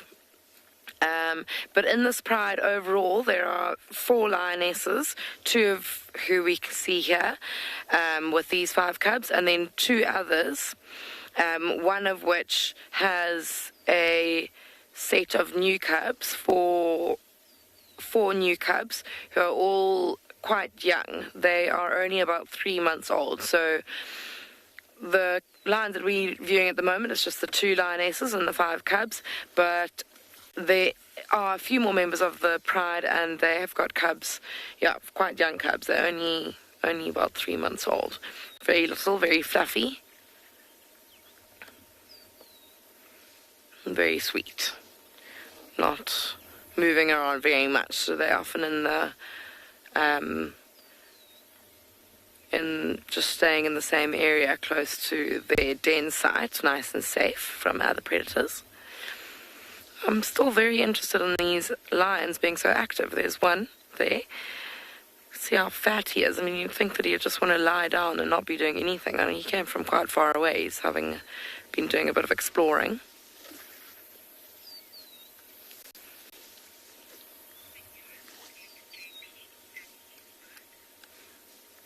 But like I've said, these lions are keeping relatively active, and I think that I'm going to keep with them pretty much most of the morning until they look like they are completely done with moving around. But we're going to send you over to JP and his bird.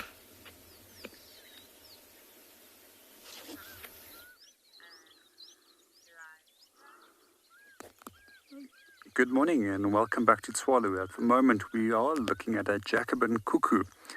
This is an all-black form, which is not as oftenly encountered as the typical black and white form that we do find in most parts of the country.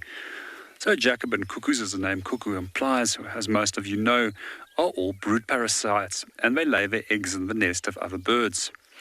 A few moments ago, there was a little dark-capped bulbul, African red-eyed bulbul, my apologies, that was sitting quite close by to it, which is one of the host species. Interestingly enough, a southern fiscal also showed interest to come and see what the bird is up to. So what they would normally do is they will lay their eggs in the nest of their host, and then the host bird will raise the young for them, while they go and exploit another African red-eyed bulbul. It's just flown off. We'll see if he comes back. So in general, if we do look at cuckoos, they've got quite a wide range of different strategies that they will use.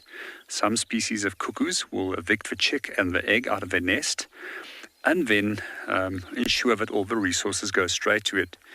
Other species will grow up with the host, while some species will eventually become so big that they actually will smother the host's chick. We also find that in general cuckoos have quite hard shells, which they will lay shelled eggs that they lay, and sometimes the incubation already starts within the body, so that it has a head start when it comes to being laid and can hatch before that of the host's chicks. We also find that some cuckoo species have eggs which are specifically adapted in terms of color to match that of their host, while other species which are less discriminatory and can't tell the difference between their own egg and that of a cuckoo egg will have colored eggs that don't match the same coloration pattern. Sometimes, especially with dark-capped bulbuls and African red-eyed bulbul, they're not as smart as in terms of discriminating against their own eggs and that of the cuckoo. However, when it comes to species such as Diderot's cuckoo, there we often find that the eggs will match precisely that of the host. Another interesting strategy, what we find in some of the other brood parasites in South Africa, is that even the coloration pattern of the gape fits that of the host species, so to make sure that they are going to get fed. And meanwhile, we're going to hand you over to Andrew, who is currently viewing some impalas.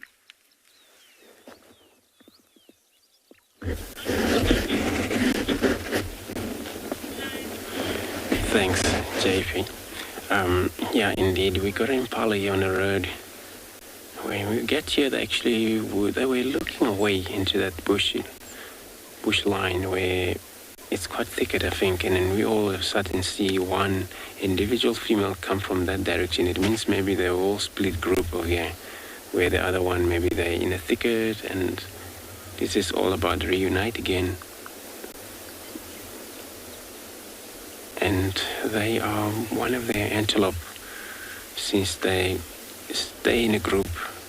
But also now you see the wind is, it's picking up a little bit.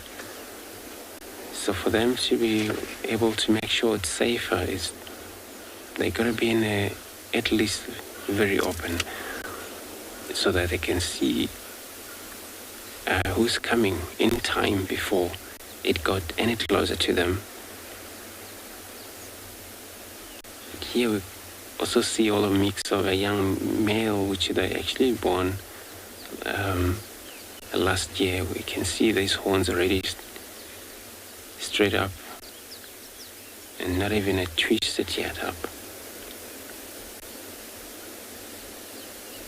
And also there is quite a few bigger male in this group here, where it's actually normal for such a high rim, where I think it's actually small high rim here, where usually dominated by one male, but because of the all breeding season it has take place and all of the females are already taking care of their young one, it's no need anymore for a male. If he is strictly enough, he wouldn't let other males come in here.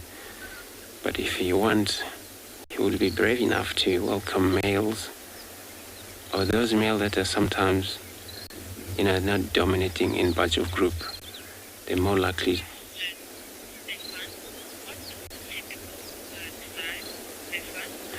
Stefan, so you want to know the typical herd of impalas or rank of impala size from anything from 15 up to 60, possibly it's recorded 100 in high rim, where then you see a lot of young males, a lot of young females, a lot of bigger females, but then more likely to be controlled by one dominant male.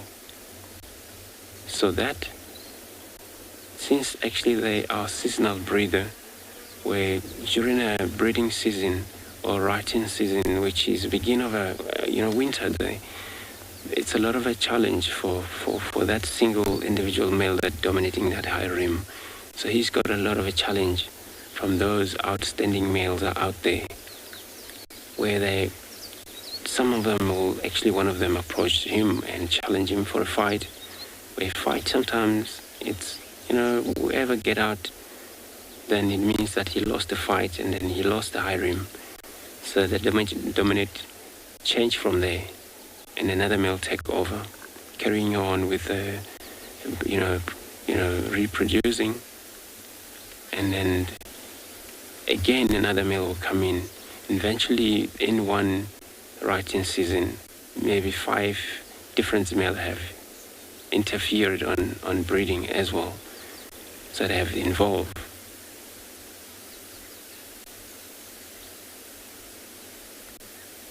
So, but what we've seen here, I can't count how many, but actually it's a small harem of impalas.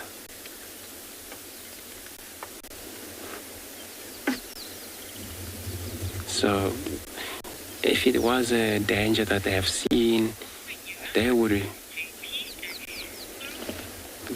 actually, make a call, immediately get out of the area. So I'm going to search around here again, see if we find anything else.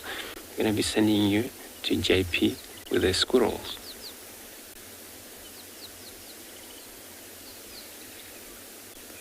Maybe on one of the others that are busy grooming. Good morning and welcome back again to Tswalu. We've just been watching a group of ground squirrels over here, and all of them are scratching themselves like crazy and trying to bite the hard-to-reach areas. It seems that they might be sharing their burrow system with somebody that they don't really want to, and it's possible that it might be fleas or lice that is bothering them.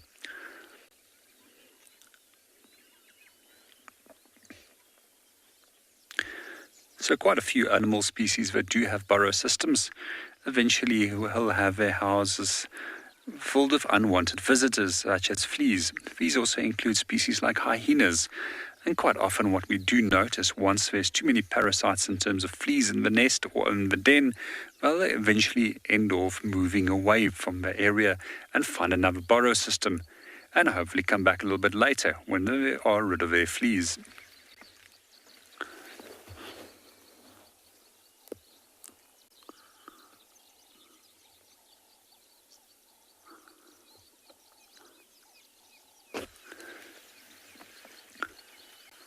That's actually the first time that I have ever seen them that they scratch themselves so intensely.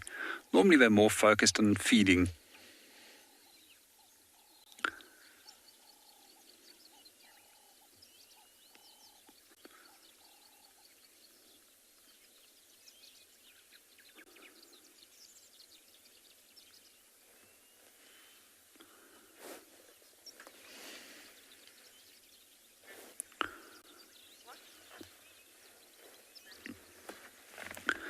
Good morning, Flint, and welcome to the show. There's a number of animals that will prey on them. One of these are Cape cobra and a host of bird species. I've once even seen one of these being caught by a southern pale chanting goshawk.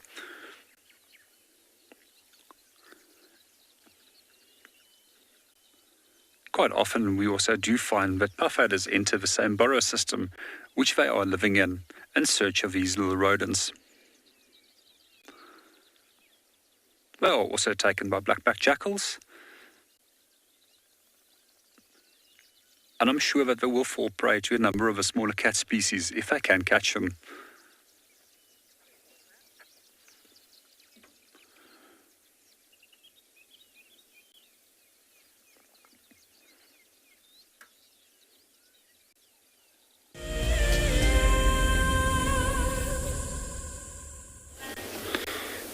Thank you, JP. So I decided to wait a bit here because they're on the road. I don't want to disturb them. And I'm sure they will finally move away from the road for us. And then is that, on the other side is too bushy and the other side is too bushy as well. But also, it's always so important sometimes. Spend much time with these impalas. Sometimes they would, where they're mainly hunted by leopard. Where leopard, they're sneaky animals that you pass a lot of impalas, then they actually at the same time there is a leopard around them, and then it's going to be very difficult to know if they haven't seen any tracks, or you haven't to see or experience any behavior of this animal, what they're doing, what they maybe alarm calling, or they're showing any threat, running around, or they're now looking around too much.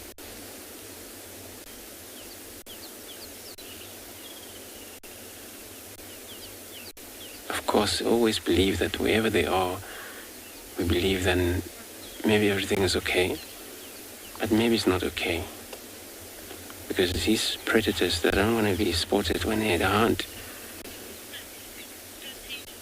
So that's why they crawl down. Sometimes they spend a lot of their time focusing on a target, and that can sometimes take half an hour before the target become visible or succeed on what they're targeting on. So I'm gonna now maybe take another road, see if I can get around or search what they could be seen around here.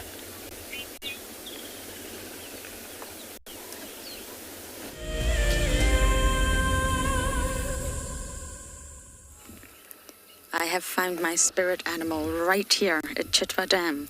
Just in the corner here, next to the lodge, actually, we found a lone buffalo soldier. Just chilling. I can't think of any other word to describe what this buffalo is doing. I don't see a single other buffalo around.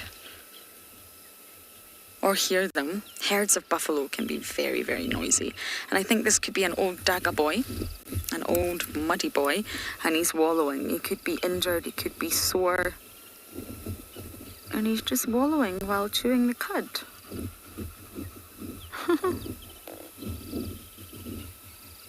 And that's actually where the term Daga boy comes from. They get old, and especially the males, they get a little bit sore, a little bit painful, and they tend to wallow a lot in mud. It feels good on their dry skin. Gets rid of any itchies and scratchies and parasites. And of course it helps cool them down. I think today is going to be super, super hot. And the Daga boy term normally refers to, it's a nickname, of course, it's a Zulu word, but it normally refers to older bulls that have passed their reproductive peak. So over 10 years old.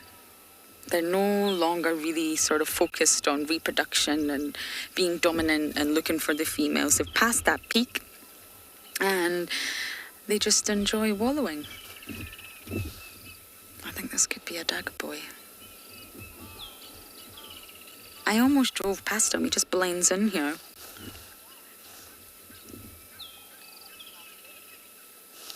Tanto, you're saying, wow, that is exciting. I think I got that comment right.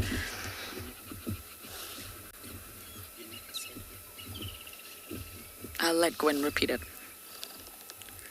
Oh, what a unique sighting. I was going to say, it's possibly not exciting, but yes, you're right. What a unique sighting. Just alone at the edges of Chitwa Dam. Nestled into the shade, underside of the body in the bottom, in the water. It must be really nice and cool, shallow. I almost drove past it. I was so busy looking for the heron. I was trying to find you the little heron here that's regularly fishing at this side of the dam. Now, often the old Daga boys will have skin diseases. It's very common for them to have skin diseases. It's very common for them to have battle wounds and scars and just aches and pains. And that's exactly what the water and the mud does. Not only is it cooling this individual down, but it's probably soothing his skin, soothing his muscles, and just generally feels good. Not only that, you can see he's chewing the cud. The food is everywhere. He can chill and eat at the same time. He's chillaxing with his food all around him. That's exactly why he's chosen that spot. The food around water holes, like the grass that you can see right now, is said to be a lot softer and a lot more palatable. So still nutritious, but it's easy for them to chew and digest the vegetation that's around water holes. But although it looks like a great life, and I'm sure it is, he lacks the protection of the herd now. I can't see any other Daga boys, I can't see any other buffalo, and he's lacking the protection of others, and he makes him a real easy target for the likes of lions. So, all of this in consideration, the fact that he's a little bit sore, a little bit achy, he's old, and he's not got protection, that's exactly why Daga boys are said to be quite dangerous, quite temperamental. They can be very, very aggressive, and it's for those exact reasons. He's probably in a little bit of, oh my goodness, that was rather violent. He's probably in a little bit of pain, and he's also out here on his own. He knows that he's a prime sort of picking for predators.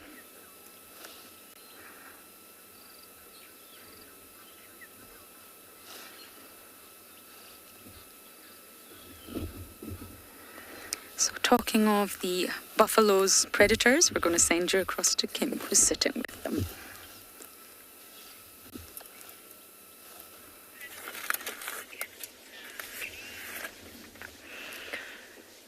So, as predicted, these lions have become quite inactive. They're settling down as it gets hotter and hotter here in Phinda. I think it's going to be an extremely hot day.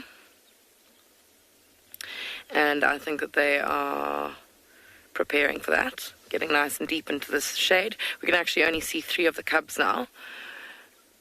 The others have gone so deep into this thicket in front of us that we actually... yeah, we can't see even one little patch of fur. And I think that you've come back to us just in time to see the last 3 also moving off into, well, first urinating and then maybe moving off into the bush. I find it so hilarious how lions don't even, she's hardly changed her position. She just kind of walks over and then starts weeing. She doesn't bend down or squat or anything. Yeah, there she goes, coming to join the rest in this very thick bush in front of us.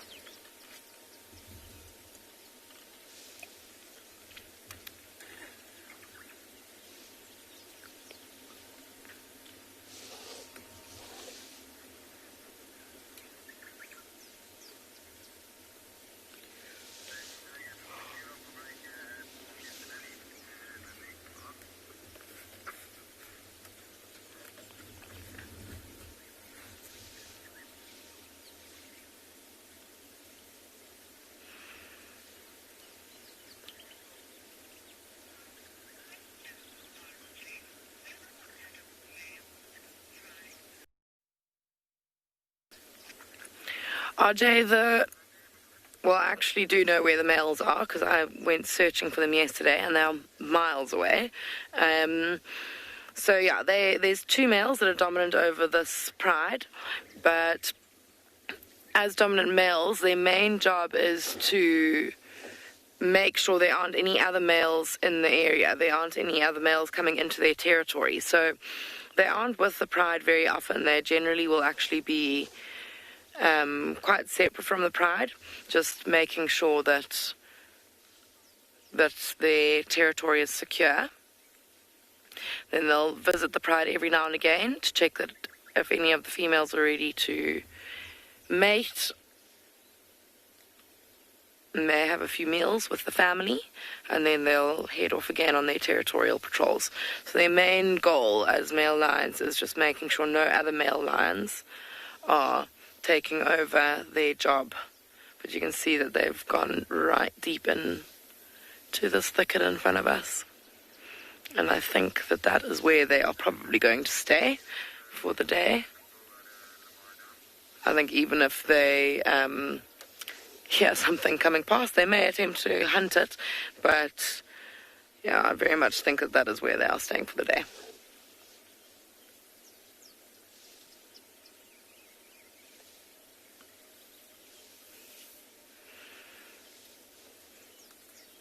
You can just hear them moving around in there. I'm amazed that they even have space to lie down. It's such a thick thicket. There's still one outside who may...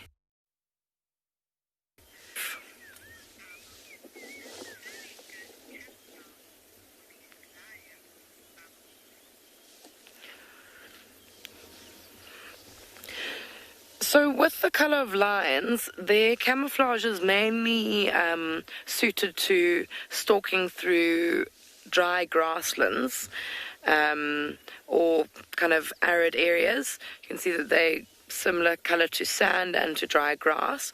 So, yeah, I guess them crawling under a bush, they could look like a pile of sand or a tuft of grass. But I think that even if you and I climbed in, or you or anyone climbed in there, even with a luminous shirt on, it's so thick that I don't think that you'd see them anyway. And I think that what's concealing them here is just the thickness of this thicket rather than the colour of their coat.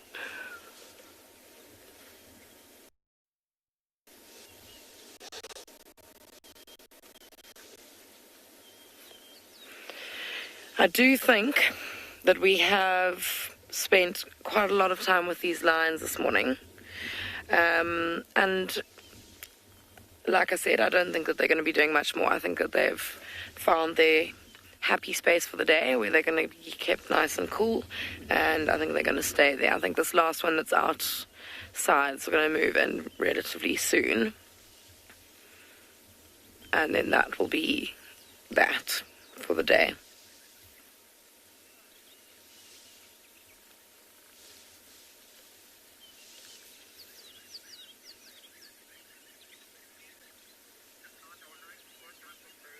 I think we're going to move on from these lions in a moment. We may start checking some watering holes as it gets hotter. I think most of the animals will be ducking for cover now with this heat. It's a very, very still morning. There's not much wind to keep us cool. Just repositioning.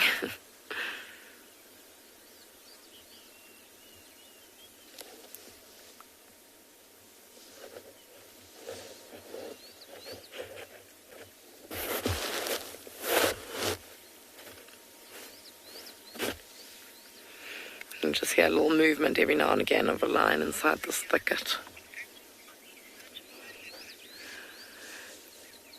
All right, well, I think we're going to leave these lions now. I think they've put on quite a show for us this morning, and I think it's the end of that. We're going to move on, see what else is out there, but we'll send you over to Andrew, who's looking for a leopard.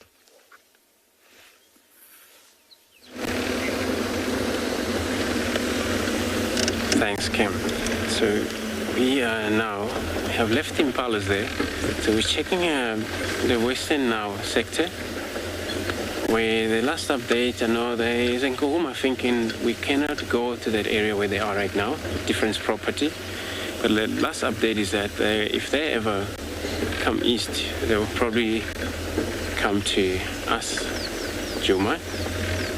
So then I'm going to be working in this area. But, you know, they might sometimes just lie flat.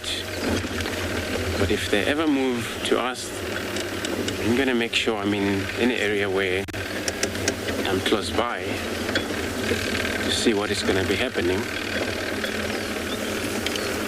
And then the other guys also still following up on that male leopard that walked across quarantine this morning, but there's no joy still. So it happened that he also maybe just into the bush. The last tracks was somewhere just before Twin Dam. And it looks like he came from the west, looks like it. Track lead from there, across to quarantine. And it could happen that maybe they didn't actually.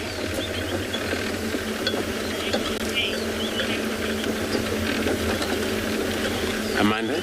So you want to know how long it takes to track animal? It depends sometimes. Sometimes it doesn't take long. So animal, they move sometimes. You're tracking animal that is actually continuously moving. That could sometimes take maybe enough time for you to track it. Sometimes you lost a track, you go down or come out of the vehicle trying to search for the tracks, the animal is moving. So sometimes it can take a long time, but if that animal that you're tracking, maybe it's just stationary, then it's quicker sometimes. It's just, track a little bit, and then the minute you look, it's maybe on a shed or feeding. But it also depends what animals you're tracking. So if cats, you know for sure if it's early in the morning, they would be doing a lot of the activity because it's still quite a good condition for them. Temperature still allows them to carry on, move. But if it's kind of like a very hot day, that sometimes they may delay, which you have kind of like trust that you may maybe find them not far from you because it's hot or the tracks are fresh.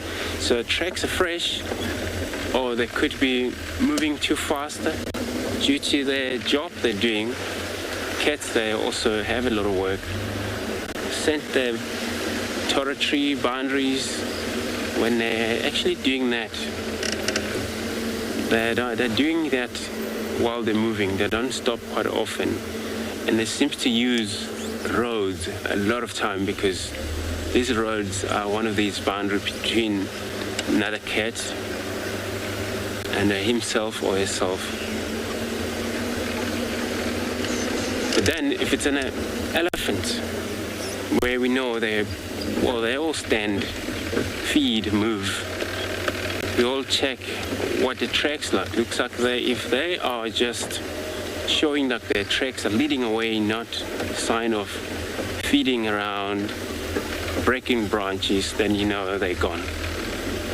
So I'm going to be sending you over to a giraffe while I'm doing a bit of a search around here.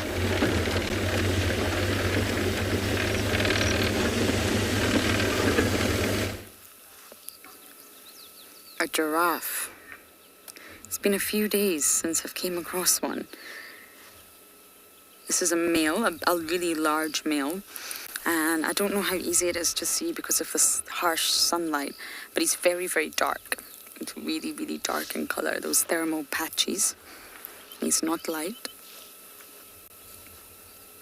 And it's no longer sort of the rule of thumb that the giraffes darken as they get older. Darker males, has been recently found, are said to be more solitary.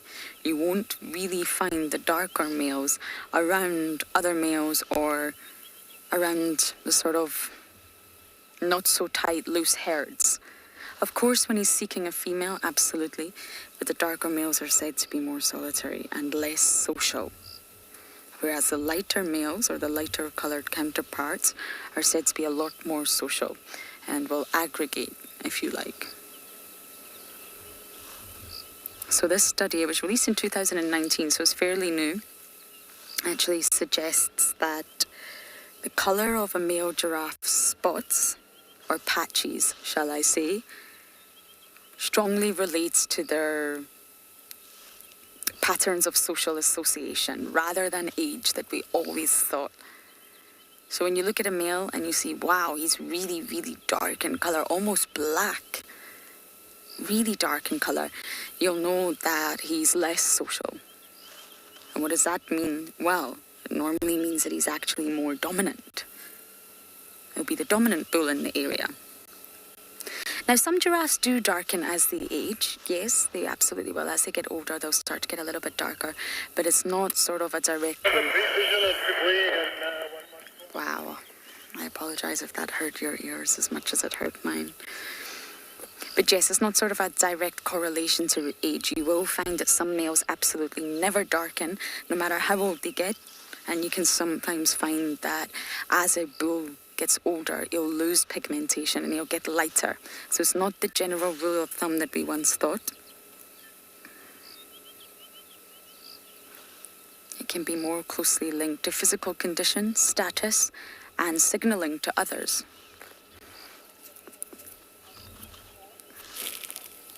Quentin, they are absolutely not horns. Definitely not horns. They are ossicones. And these ossicones they ossify as the giraffe gets older. So when the giraffe is first born, they are quite soft. They're made from cartilage. And this is to assist with birth. Because imagine being a mother and having to give birth to sharp ossicones. So they lie flat on the head. And as soon as the calf is born, they'll become erect and they'll slowly start to ossify. And the purpose generally is used by the males. So when they're clubbing one another or fighting, it can get really, really violent. And this is striving for dominance. And what they'll do is they'll swing their neck at incredible rates and they'll slam the ossicones into one another, into their chest, into their rib cage, into their neck. And I know it sounds rather violent. It is rather violent. I really don't enjoy watching giraffes fight like that.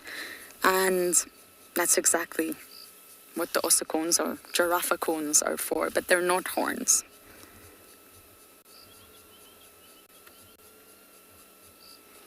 They're present in the embryo though, the ossicones. They're just made of a different material and in a different position. I'll go forward for you, Simon. There you go. What is it? You want to go back? Yeah. Okay.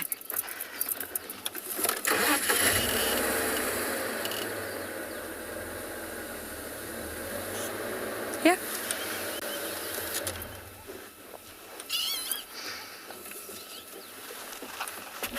Okay, so you can see his neck's bent over at a 90-degree angle here. So whatever it is he's eating, I cannot see, is obviously very delicious.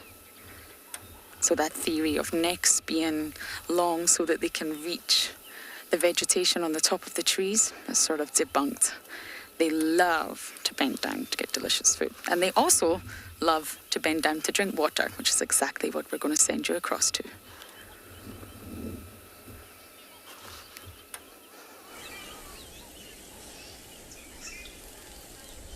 So, talking about the ossicones of a giraffe, here we've got a young male giraffe who hasn't been using the horns on his head or the ossicones often enough yet to rub all the hairs off. So you can see it's starting to get the baldness on the top there, but still quite a lot of fur around the edges. So this young giraffe is not yet at prime fighting age to start having to fight for females, but it's actually looking to have a drink.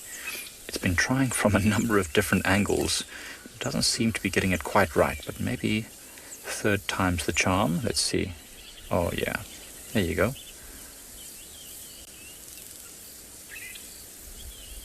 You can really see the water being sucked into its mouth and all the way up its very long neck. And they don't usually drink for very long before they have to lift their heads up, have a bit of a look around. It's such a difficult thing to do. I don't think they can breathe very easily as well whilst they're drinking like that. So they have to kind of come up, have a little bit of a few breaths, look around for any danger, then go back down and drink some more. There's plenty of giraffes around and plenty of impalas as well. So I think it's feeling pretty safe at the moment. It'll probably try and drink a little bit more. It's a big animal that has to drink quite a lot in order to make sure that its body functions correctly. Dehydration is one of the biggest killers of anything in Africa, and it's very hot today, so it needs to keep hydrated a lot. Faith certainly is. I don't know, I've never really tried to drink like that, but I shall at some point in my life, I'm sure, and I'm sure that it will be quite uncomfortable. But for a giraffe, it's the only way it can drink. Its neck is just too long to easily be able to get to that water without bending its legs are too long for it to easily be able to get to the water without having to bend its knees and lean forward like that. I'm surprised to see that it seems to be finished with drinking already. It tried to drink a couple of times before, but didn't really get much of a mouthful. Perhaps it wants to try again a bit later when we're not scrutinizing it and critiquing its performance. And there's a number of young males here. It's actually walking towards another young male of a similar age. I wonder if these are all joining together just for some sparring or some practice fighting. None of them seem old enough to really fight for dominance of any females. There it goes, disappearing into the tamboti thicket, where there's plenty of shade, especially when it's getting hot like this. And still the giraffes are eating the tamboti, which surprises me. With so much other very good, nutritious leaves about, that it would eat something that's quite toxic to most animals is quite interesting. Oh, and when you look closely at this giraffe's ossicones, you can actually see there's a bit of blood on the left one. So it certainly has been fighting recently. It's got a bit of an injury on its ossicone up there. Nothing too serious, just a minor flesh wound. And when these things fight properly, these giraffes, they can injure each other terribly and sometimes even kill each other. So that is really something it has to get used to. Next, we're going to send you off to something with a beautiful flower.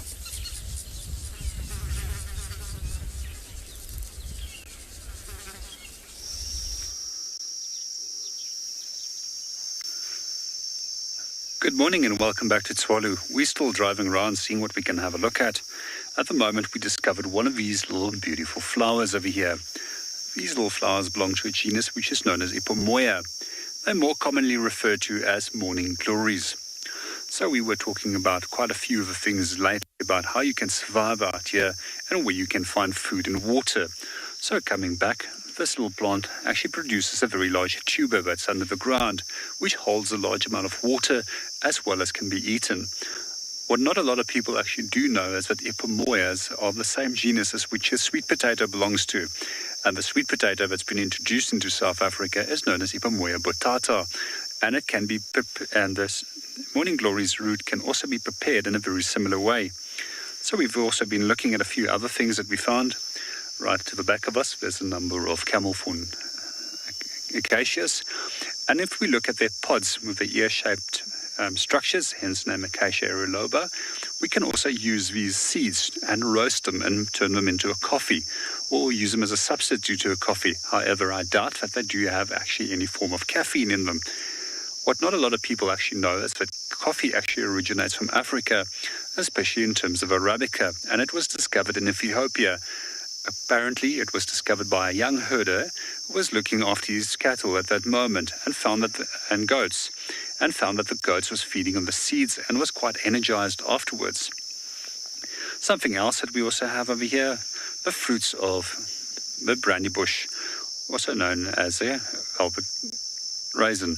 Just to show you, these are ripe at the moment.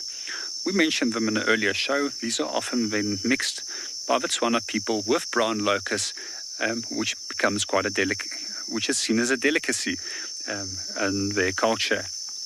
And fruits are actually quite good. As also mentioned, these are quite often made into quite a potent alcohol, hence the name brandy bush.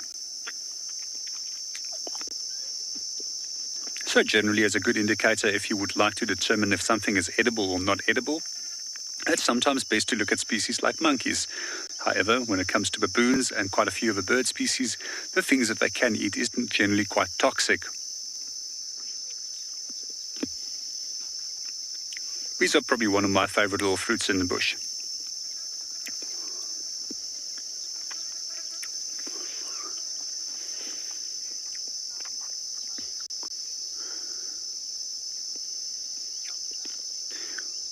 Good morning, Numsa. To answer your question, that's quite a tricky one, but there's quite a few that I can think of. The brandy bush is one of them. The morning glory is another. And then also, quite often, the roots of many of the plant species is also edible.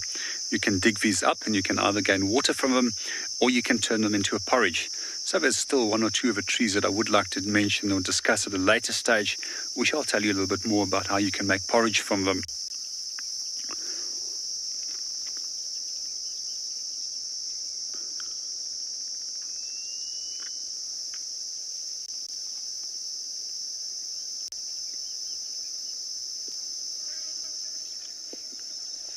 We're going to continue from here on and see what else we can go and find for the morning.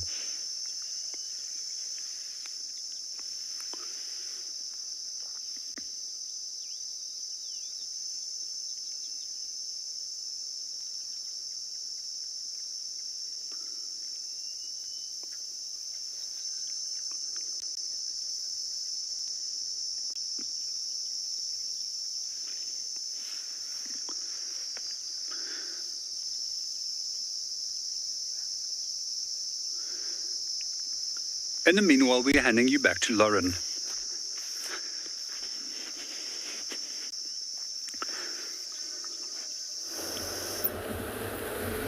Now I'm almost at Treehouse Dam. We're going to quickly check that water hole and then I'm going to go back in and see if we can relocate Tlalamba.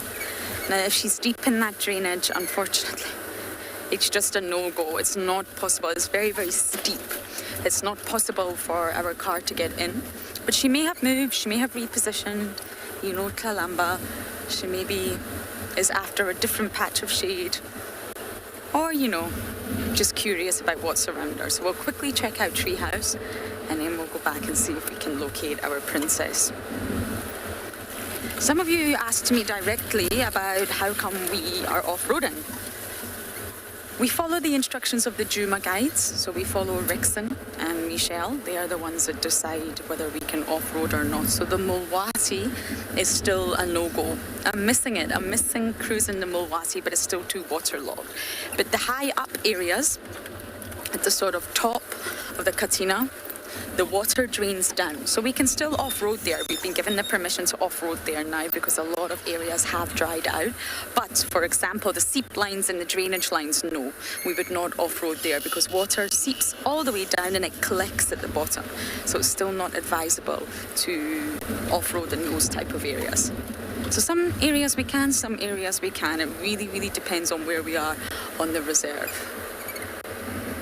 Treehouse Dam is rather empty, but Simon will give you a little view of it.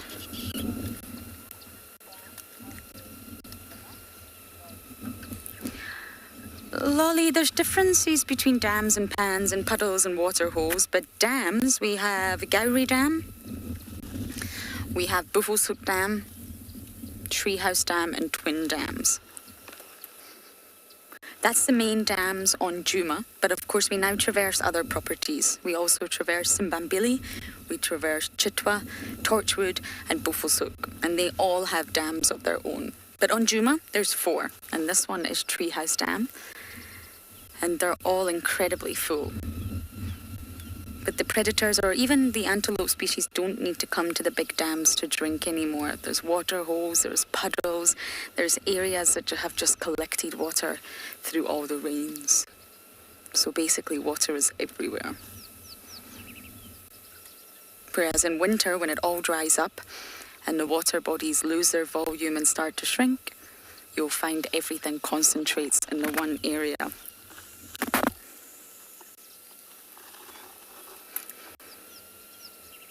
Okay, so there's not much here. I think we're going to bumble and go back for Tlalamba. The only thing that's going to work against us right now is the heat. Okay, so wish me luck and hopefully we will get another view of our princess.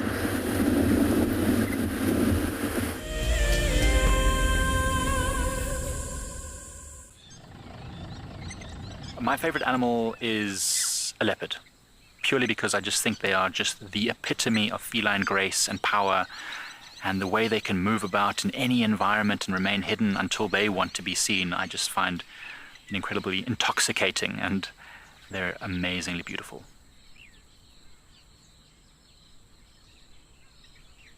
Catch up with the guides daily here on Wild Earth. Join our Explorers program so we can keep on sharing nature with the world. For a monthly subscription, you will have the opportunity to win fantastic Wild Earth expeditions, have access to an animal identification app, receive weekly highlights from our shows, and much more. All the money will go to keeping these live safaris on air, which in turn connects a global population with nature. My name is James Hendry, and I work here at Juma Private Game Reserve in the Sabi Sands on the western fringes of the Greater Kruger National Park. My favorite part of getting questions from viewers is that we get to have long and varied discussions about all sorts of different aspects of nature. Because our audience comes from all over the world, it's very special to have different perspectives from everywhere. If you want to submit a question on Wild Earth, you need to register on our website. Once registered, go to the Live Safari page and submit your question beneath the live feed. Welcome to my car. This is Wendy, and she's my favorite. She would love to have your name engraved on her so you can be with her every single time she goes on a safari here in Juma. If you become a Wild Earth Explorer, you will have the opportunity to buy an engraved tag which we will attach to her. We will make sure to send you a digital picture to show you exactly where you are sitting on her. You will have front row seat in every single sighting.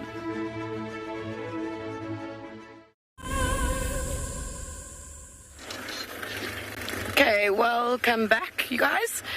We had a very, very cute little, very young giraffe calf, but they're not playing game, and we are just trying to reposition so that we can see them a bit better. They'll be around this corner here. It's a mother and her youngster.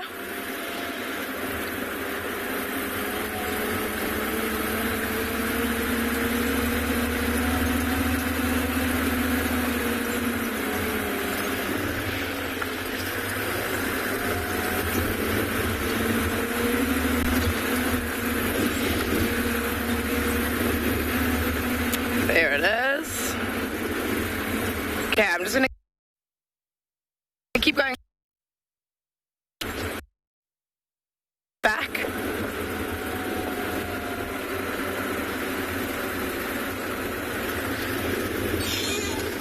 Oops.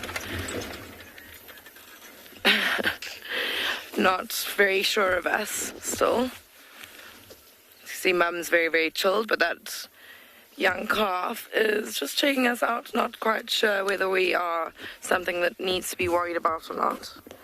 But you can see the size comparison with Mum in the background and how tiny that young one is. I think that's quite a new calf, probably barely a month, I'd say. Well, in fact, less than, because it's still got an umbilical cord.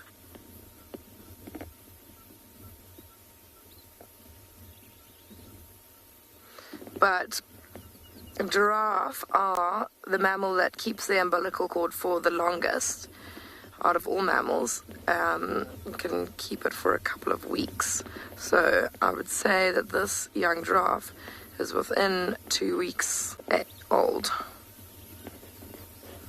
So you can see if it goes side on, yeah, it's still got that umbilical cord still quite long. Hasn't fallen off yet. Looks like a young male.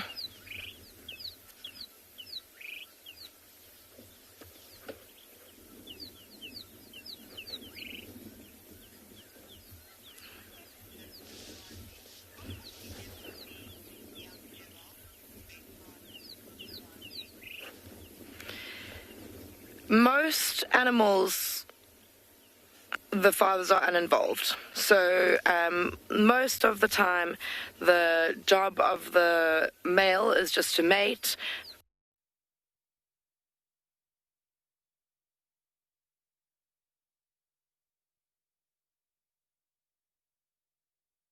To mate.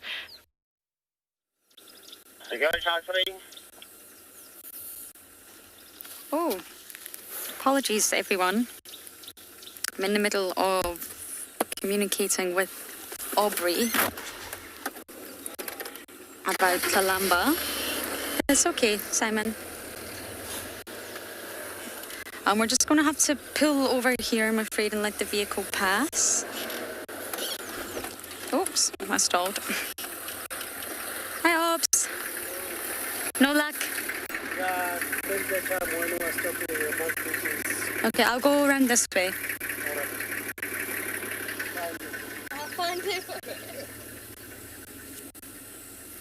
Alrighty.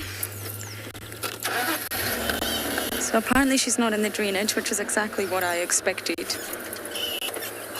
But we'll loop round and we'll see if we can find her.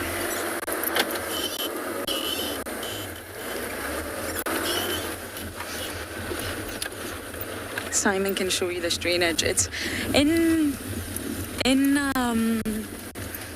winter, it's possible.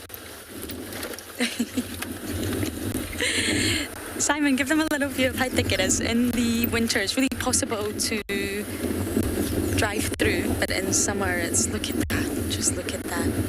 It's so thick, and that's the sort of top part of the drainage you're looking at. It drops down to a really, really steep drop inside. And of course, that's where our princess decided to go.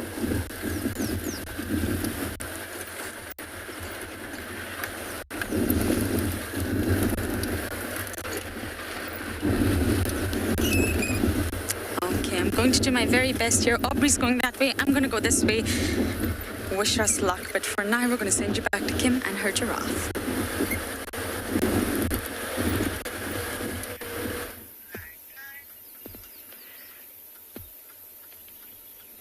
I've gotten a little bit closer to these giraffe, and you can really see the size comparison now that they're standing nice and close together. But that youngster is so cute. See, a little bit unsure of us. But how gorgeous is his tiny little head. It looks so strange on the end of that neck. It looks too small for his body. Still got a bit of growing to do, growing into himself. But he's very, very sweet. His face is all kind of scrunched up still.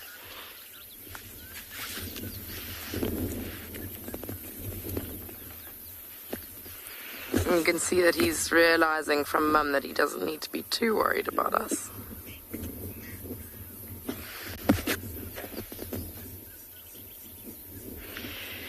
Matt, I haven't really heard giraffe making noises before. I think that they make quite a bit of snorting and huffing and puffing when they are fighting.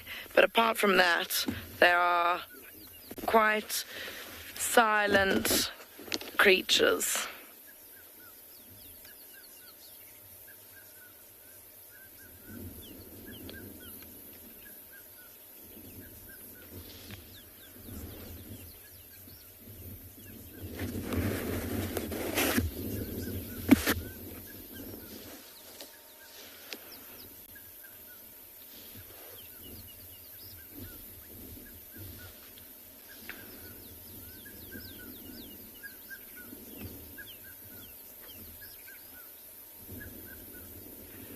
Quite a pretty scene just watching them walk off. You can see Mum's very, very uninterested in us.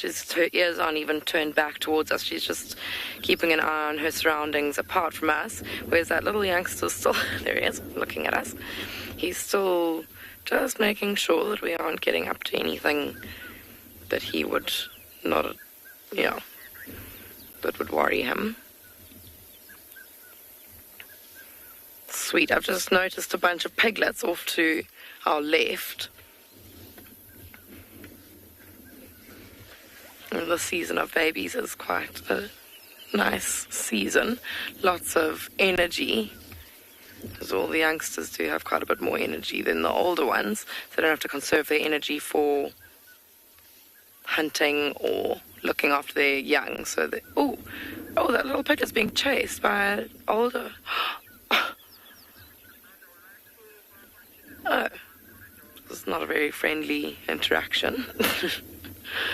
I think I'm going to just go a little bit closer to these warthogs, if my car allows me to. I'm sure you are starting to realize that this car doesn't always listen when we decide we want to go. There we go. Oops. Shame that giraffe. KG, with giraffe, that's quite a, it's very varied. So giraffe have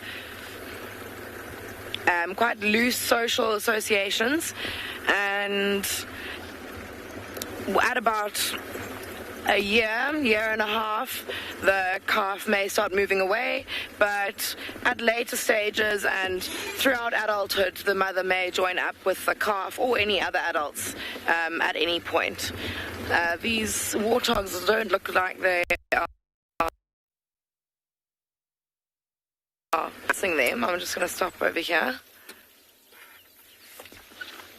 You can see them from here anyways, with the zebra in the background. Oops, just dropped my binoculars. You can see that they're all slick and shiny with mud. There's a mud wallow just next to us here that they've obviously indulged in this morning. I have to say that I'm quite jealous. I wouldn't mind indulging in a mud wallow at present. It is boiling. It's only 8:15.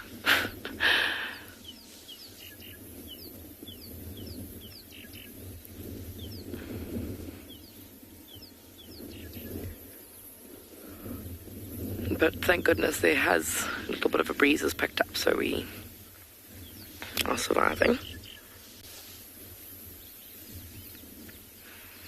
And quite a nice multi-species scene with the impala coming in, warthog, zebra in the background.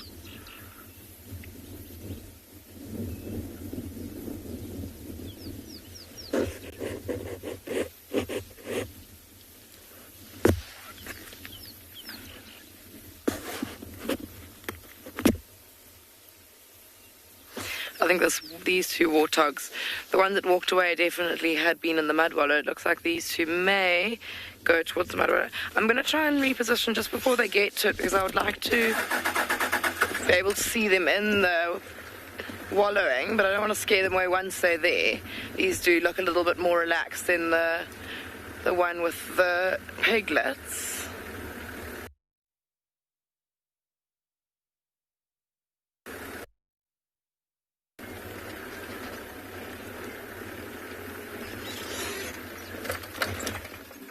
Oh, and plop, down he goes.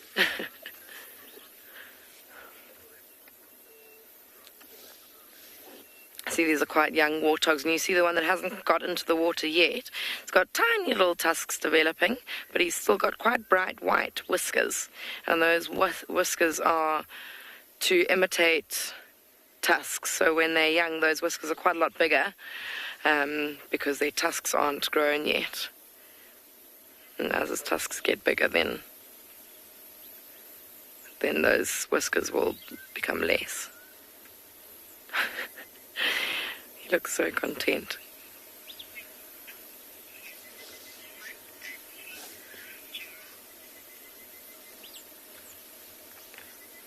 Right, well, I think we are going to seek out some shade. We'll leave these warthogs to wallow.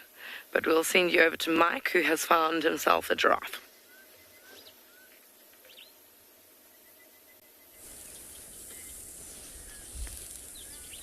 So our giraffes are still here, although they look like they're going to start making their way away from the water.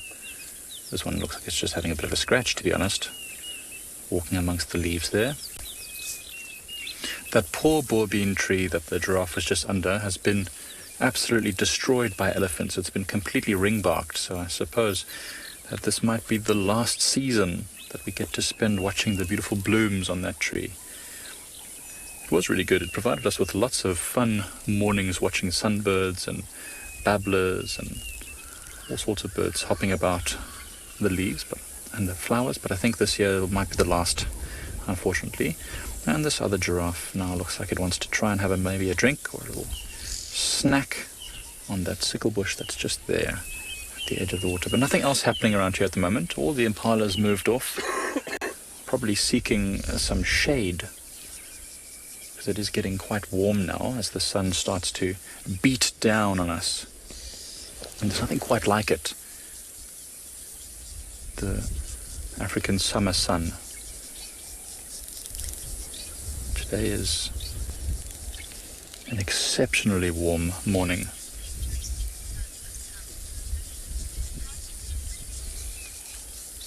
Kate, that is interesting. So giraffes don't really have to sleep that much, Kate. I mean, they really do with as little as an hour's sleep a day, even less, sometimes maybe just 20 minutes of sleep in a day. They're a bit different to us. I mean, as I've mentioned before, animals with higher brain functions, really high cognitive ability, like the great apes and humans, for example, we need a lot of sleep to keep our brain functioning at that maximum level. But giraffes and other animals tend to function more on instinct than anything else, and that's a subconscious thing. So they can do with a lot less sleep. And how they do sleep is that they'll stand up and doze for a few minutes at a time. And if they really want to get a deep sleep, what they'll do is they'll usually only do it when there's other giraffes around, and usually in a very open area, but they'll lie down just like a horse. Sometimes they'll curl their neck onto their rump and rest it there. Or even, I've heard people say that they'll rest it against the side of a tree with the head up. But it's not for very long, usually just for 10-15 minutes at a time, and only when there's plenty of other things to look out for the danger. So Kate, a lot less sleep than what we would normally have. Imagine only sleeping for 20 minutes in a day. It'd be terrifying. If I get less than 6 hours sleep, I'm as grumpy as a hippo with a hurt ear, or a hernia, as they say in The Lion King. Mad as a hippo with a hernia. These giraffes look like they got plenty of sleep because they're looking pretty relaxed.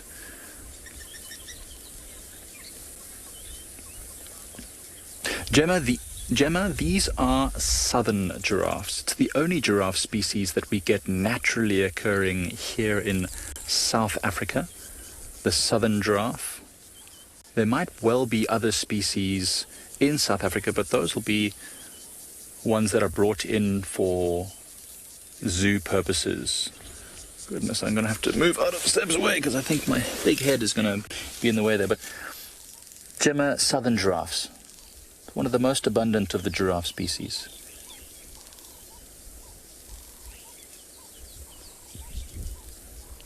Each different giraffe species has very distinctive patterns. Some have got nice square blocks, some have got much smaller, some are darker. But these ones are beautiful nonetheless. And in the meantime, we're going to send you over to JP, who's got some even more beautiful things.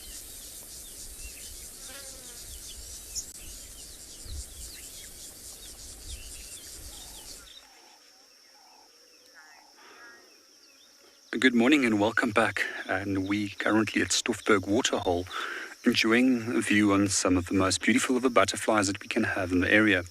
The ones that we are currently looking at are called blues. It's an incredibly difficult group of butterflies to identify. However, their coloration pattern is for me some of the most beautiful. As you can see, the upper half is dark or is bluish in color, while the underparts are pale, which is quite common amongst most species of butterfly. And this is referred to as a flash coloration strategy, where they will confuse a predator by showing bright colors and then flying off. We also have some brown vein whites that came in, and another African monarch butterfly. All of these little butterflies are sipping up some moisture.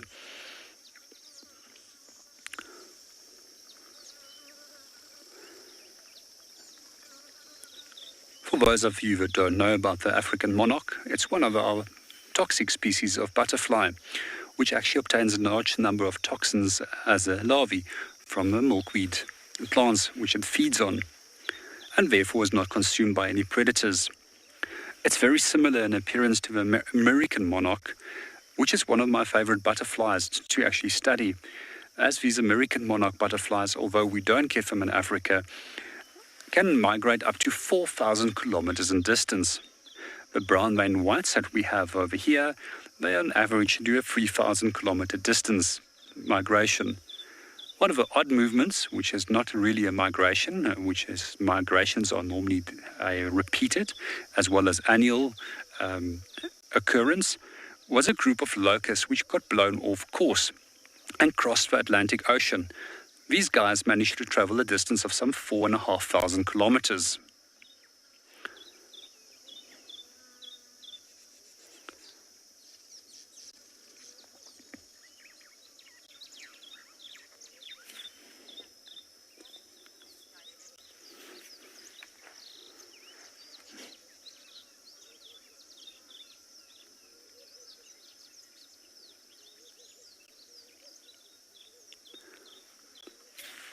For some of those black-winged stilts.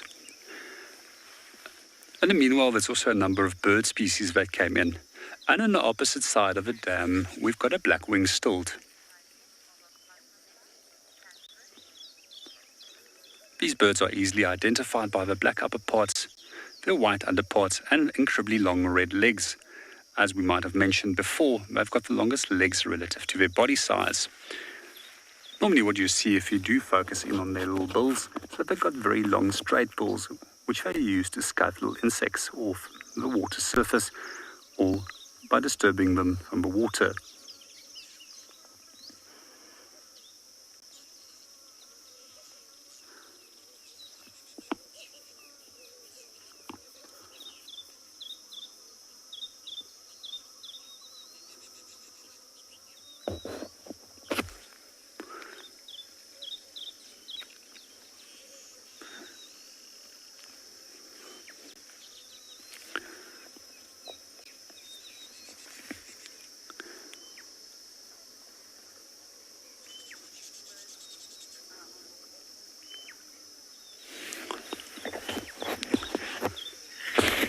morning, Mobile, and welcome to the show. If I have to take a rough guess from old lists that I have, it's probably close to 280 to 300 species, which has been recorded within the area.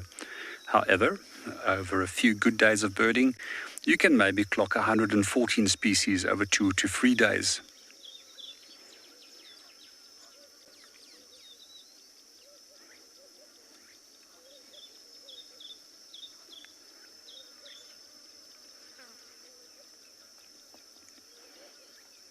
We also quite often have strange birds that do end up in the Kalahari.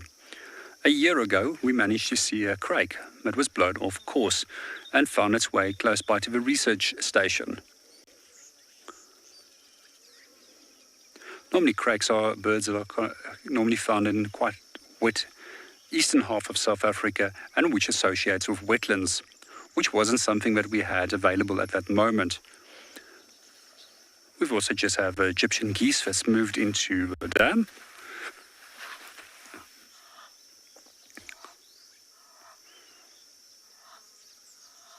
These birds can be quite noisy at times. We often see them quite close by to sport fields and fields where they will graze, unlike many of the other duck species which dabble in water to catch their food.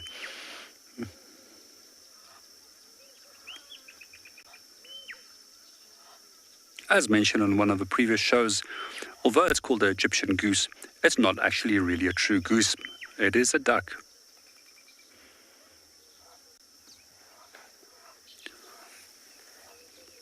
We're just going to sit still for a short while and just soak up all the beautiful sounds and the butterflies coming to drink.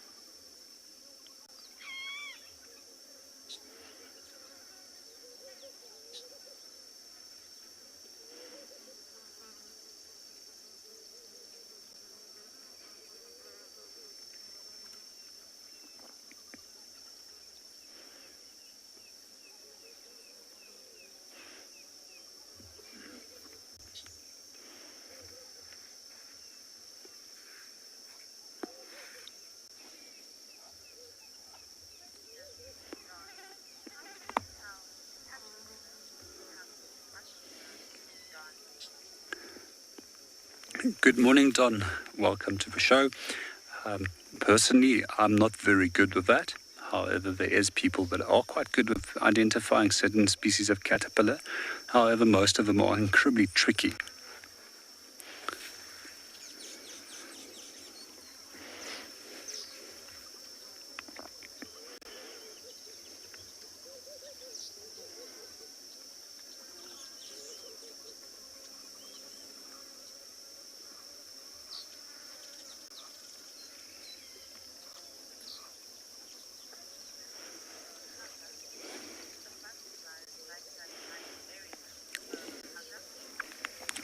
Good morning, Hugger, and welcome to the show.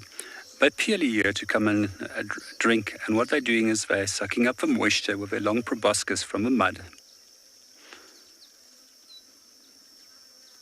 Sometimes we'll also see them doing that in the dung of a number of different species of animals, where they will just come and sip up that moisture. Quite often in the Lowveld, where there's elephants, we'll actually watch them where they come and sit on the elephant dung and do precisely the same. So even do that on top of lion dung.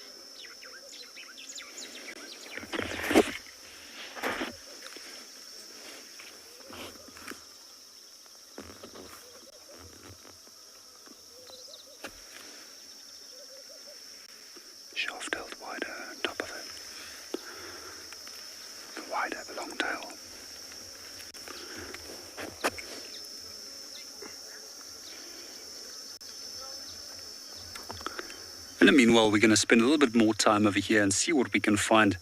But we're going to hand you over to Rowan.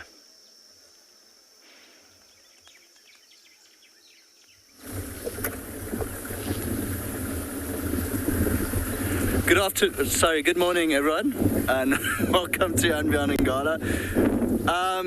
We've actually had quite a difficult morning, signal-wise, data-wise, but lovely to have you here finally. I haven't really found a lot, saw a few impalas, a few wildebeest.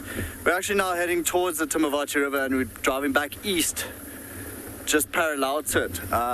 We had trucks of the Birmingham Pride come back into the property and then cross back out in the easterly direction again. And they were still roaring from just east of our boundary, which is quite sad. Then we went into the south to investigate there, see if we can find any cheetah, no luck there.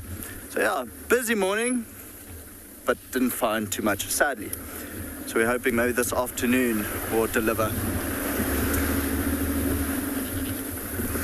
Oopsie. Quite a bit of water still left from the rain we had the other day. So where we are now, it's a road called Inyala Loop, and it opens up to beautiful open clearings up ahead just before we hit the river.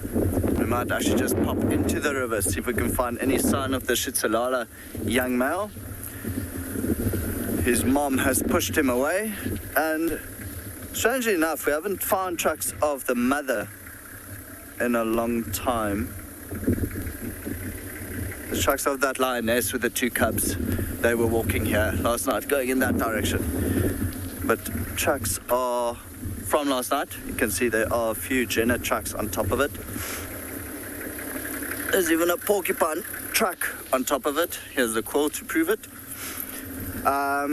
Yeah, so we want to see if we can find Chitsalala young male's tracks. We think that, well, I think maybe the Chitsalala young female could be denning, because we have not seen a lot of her tracks moving around anyway. So what she could be doing is find a nice little riverbed where it's thick enough to hide the cubs, and she doesn't need to move around too much. With all this rain, there's water everywhere. There's impala lambs everywhere. So she should be in the land in between. She doesn't really need to cross roads. Every now maybe just mark the territory, which is territory in that area, but like I said, we haven't seen too many of her trucks. It is heating up very quickly. Also, the humidity is picking up. So we're hoping. I mean, it's been building for rain for quite some time. We're hoping for rain maybe tomorrow or the next day.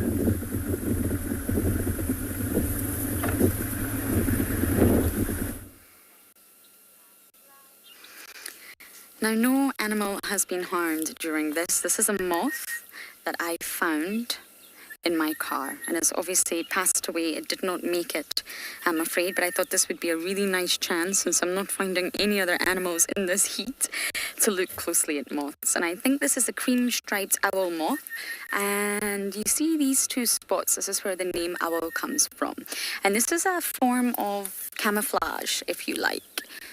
These sort of spots are to look like the head or the eye and to confuse the predator. Lots of different organisms have it. It's very common in fish, where they'll have a sort of eye spot at the back of their body in the caudal area to confuse the predator. Where's the head?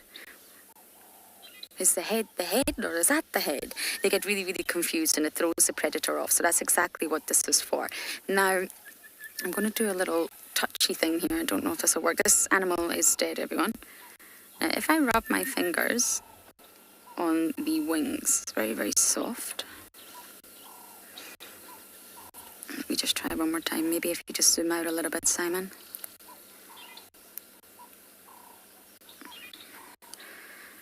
Okay. Now, if you zoom into my finger here, I don't actually know how visible this will be, but you can see there's a residue that's gone onto my finger. Can you see that? It looks like glitter, but it's actually not. This has come from the moth. And if we go back to the wing, you'll be able to see that oh dear, I just broke that one.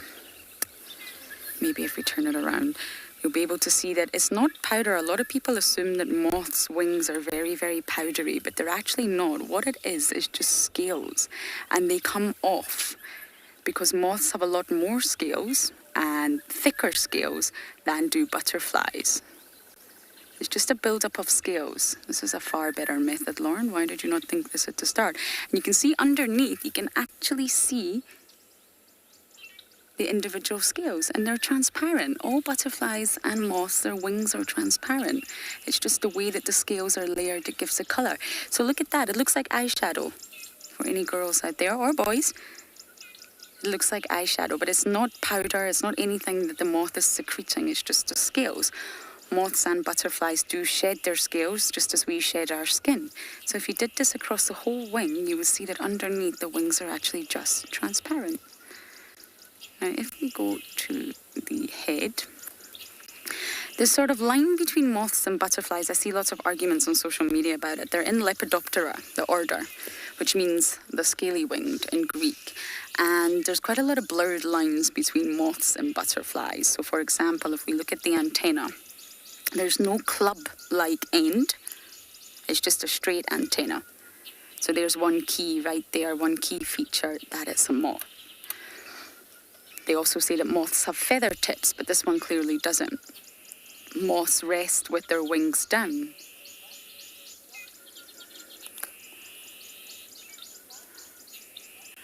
And some butterflies rest with their wings up.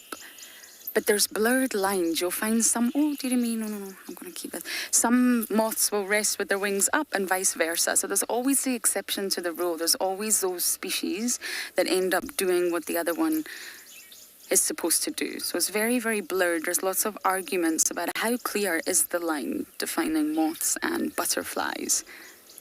But isn't this individual absolutely beautiful? There's said to be more, oh, it's right, okay, Simon, just let me turn it around. You can see its proboscis is out. What a lovely view. So it has 6 legs, of course, as all insects do. And right here at the mouth part, this is the proboscis. Now, this is how they feed. They don't eat, they drink, and they use a straw. And it's really long, and it normally curls under. I hope you can all see that. And that's how they suck up nectar. And it's not just nectar. They'll also suck up muddy water, blood. Butterflies and moths have both been known to land on carcasses and suck blood. And I don't know how well you can see this. My hand is shaking, but the proboscis is so long. It goes all the way to the end of the body. But normally it's in a really tight curl, and they extend it using muscular control when they're ready to drink, when they're sucking up nectar. Isn't that just lovely? And you can see the segmented body. This is the head, the sensory center, all insects have. And then the next part is a transport center. All the legs are attached to the same segment. You see that? This is the thorax. Now the abdomen is the lower part. There's no legs or wings attached to the abdomen. The transport center, the middle segment, is where all the legs are and the attachment sites for the wings. Now the abdomen here is where the gut is and the reproductive areas. So there's 3 different segments to insects: the head, the thorax, and the abdomen. And you can remember it: the sensory center, the transport center, and here you have the generative center. That's how you can sort of break an insect down. Isn't this just lovely? They don't have long lifespans, I'm afraid. And normally when you see, I did break part of this wing, but when you see them this tatty, you normally know they're at the end of the lifespan, and they're a lot older. So I'm going to put this one on the ground to rest, and we're now going to send you down to JP.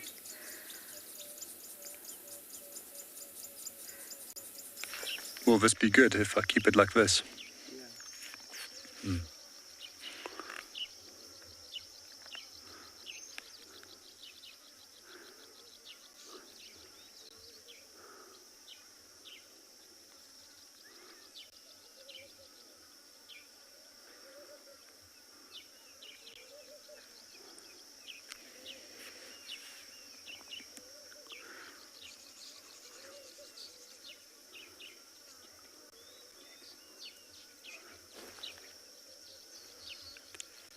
Good morning and welcome back again to Tswalu. At the moment we're still sitting at Stoffberg Waterhole and admiring some weaver nest and watching the males building these beautiful nests in the aim of attracting a number of females that they can mate with. But in the meanwhile we were also discussing how to actually identify these different yellow and black coloured weavers. So we just thought we might do a little bit of a demonstration and to show you how easy it is. So out of the 3 common species of weavers that we find in South Africa, there are lesser mask, a southern mask weaver and a village weaver. Fortunately for us, one less weaver in this area, and that's a village weaver, which we only find to the eastern half of South Africa. So it leaves us with 2 different weaver species, which is both the southern mask and the lesser mask weaver. So lesser mask weaver is fairly easy. If we do look at the page, we can notice that it's got a white eye and a round little black bib, which it will develop as part of its breeding plumage. And only mature breeding males will develop these bright colours, as the females would like to remain dull and unobtrusive so that they're not detected by predators. And if we do come towards the southern mask weaver, which is the second species which is also breeding over here, we'll notice that they've got a red eye. And what we'll also notice is that their black bib only extends from the crown down towards the throat. However, what we will notice with the lesser mask weaver is that there's quite an extensive amount of black going on top of the head. Then with a third species that we don't have in this area, which is the village weaver, the black stops right before the crown. And then on top of that, we sometimes will notice that in certain parts of Zimbabwe that you'll find an all black headed version, which was one that we won't find within South Africa. So which will not let us confuse it with any of the other species. On top of that, we can also use the nest structure of a number of different weaver species to identify which species it is, as that they either have no nest entrance, or slight tunnels, or incredibly long nest tunnels which will be formed underneath the nest.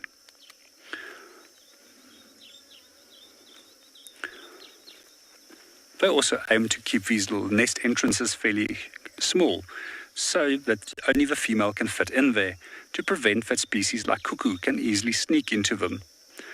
The specific species of cuckoo which will generally parasitize these weavers is known as a Diderot's cuckoo, which is a fairly common cuckoo throughout southern Africa.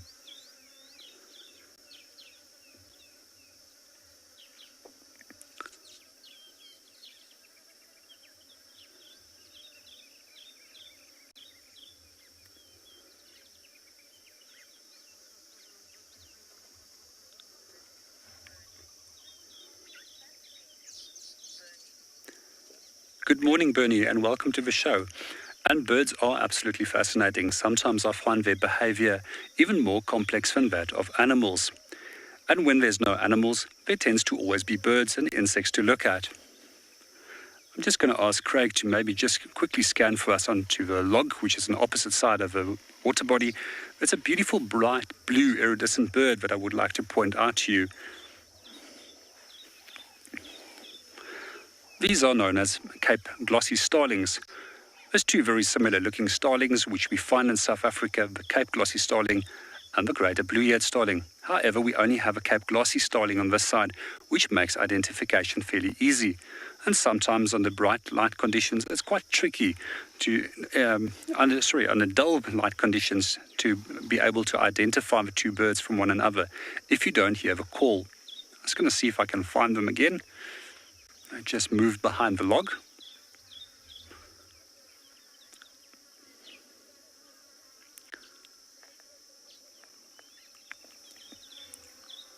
We've unfortunately lost him, but we're just going to zoom back in onto the butterflies and then tell you a little bit more about those bright blue iridescent colors that you see within the glossy starlings. So these colors don't actually really exist. They're due to the melanin crystals that form under the wings, and combined with a feather, they create a functional prism which refracts and bends light, creating these incredibly bright blue colors which we see. Although we perceive it as quite bright under good light conditions, these birds will see it even as brighter colors as they see in the UV spectrum as well.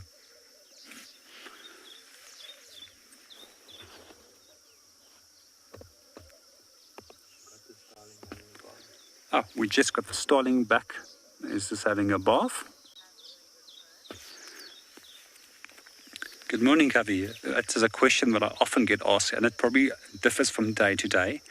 But in general, it's Cape wagtails. There's just something pleasant about watching them and calming about watching them as they move around, catching little insects, making their little call and wagging their tails up and down.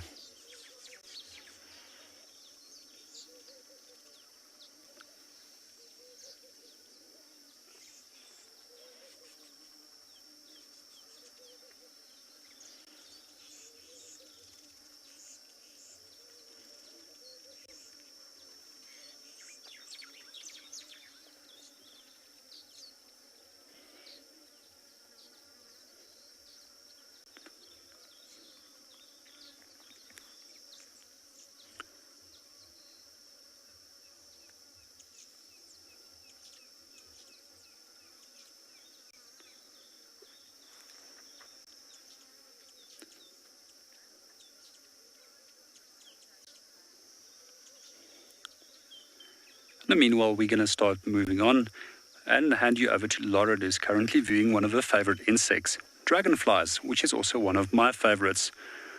They always remind me of little flying jewels because of their bright colors. This one is alive, I promise, but it's staying remarkably still. The dragonfly. Just perched. Warming up in the sun. We're already incredibly warm, but if you're ectothermic, then maybe you need to warm up every now and then. Now, because just like butterflies and moths, dragonflies have different phases of their life cycle. They're not born, or they don't hatch the way in their juvenile phase that they will be in their adult phase. They undergo a metamorphosis. And the sort of sole purpose of the adult phase of being a dragonfly is to reproduce. Yes, you need to eat and drink, of course you do, but it's to reproduce as much as you can. And that's why they really don't have long life cycles at all. Oh, there's one just above it, Simon. I think there's a different species slightly above this one. Oh, that's a different one. Okay, we've got another one. I think this is the percher, the barbed percher that we had the other day. Thank you, James Richard. And if we just move to the right, there you go. There's another one. Look at those incredibly long wings.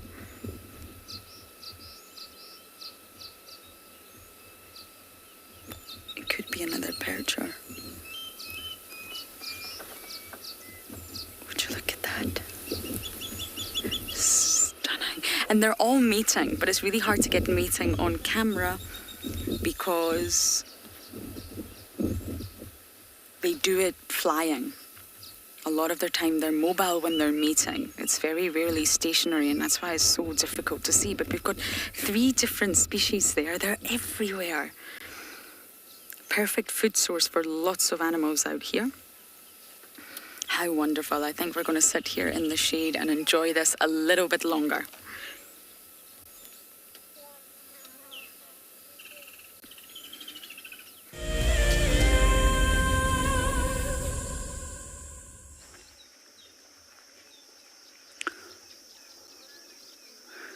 Welcome back to Tswalu. We're still at Stoffberg Dam, so still watching a number of different insects.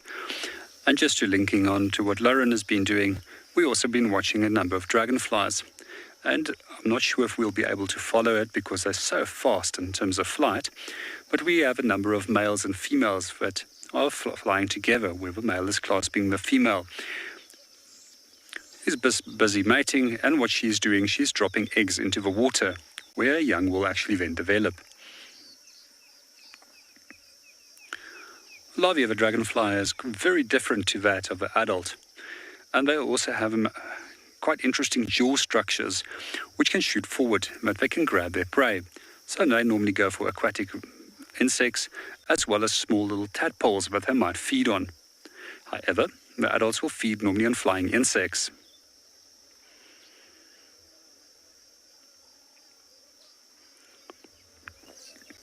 One of the other insects that we were trying to show you earlier on, but also very fast in flight and very difficult to get a view on, is a number of different species of wasps. These have been coming in and out towards the water, and they're collecting little pieces of mud. Quite often what they will do is that they will then place a caterpillar in a little mud construction that they've created. And that will be used for an egg that will be laid in it, where the young will develop inside that little caterpillar.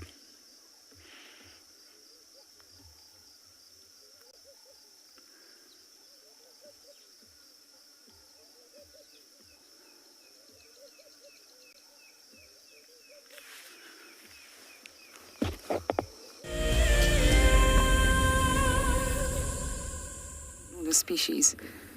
Anyone who does, please send it in. I don't immediately recognize this one from last year with that orange and black body. It's almost like a bee pretending to be a dragonfly, or vice versa. Normally long bodies like that, I wonder if this is a damselfly. Yeah, I think it's a damselfly. Apologies, everyone. The long, skinny bodies normally suggest damselflies, and the forewings and the hind wings are normally equal in size.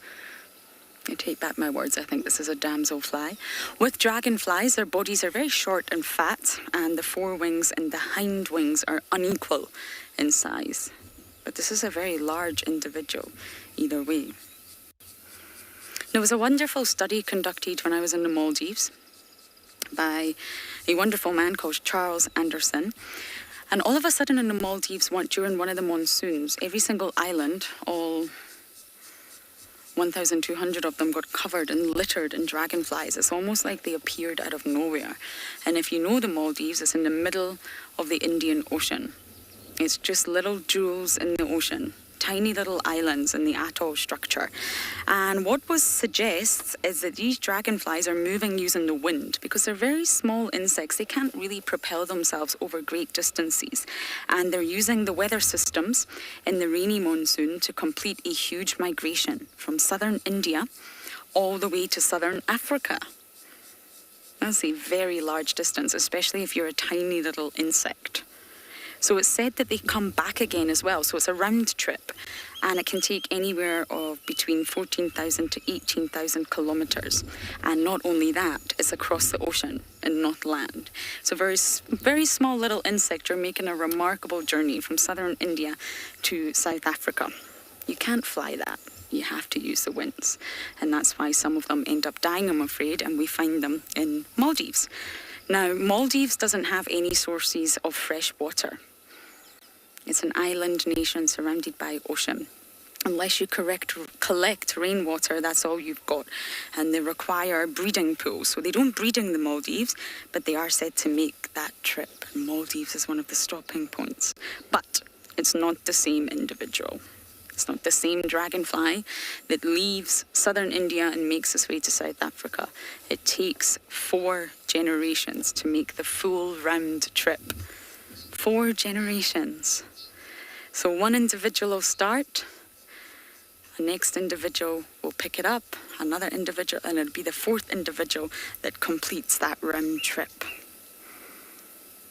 Now, the monarch butterfly in America is also renowned for making a huge migration, but dragonflies also make an incredible ones themselves. What a great end to my drive. But for now, we're going to send you across to Kim and her lions.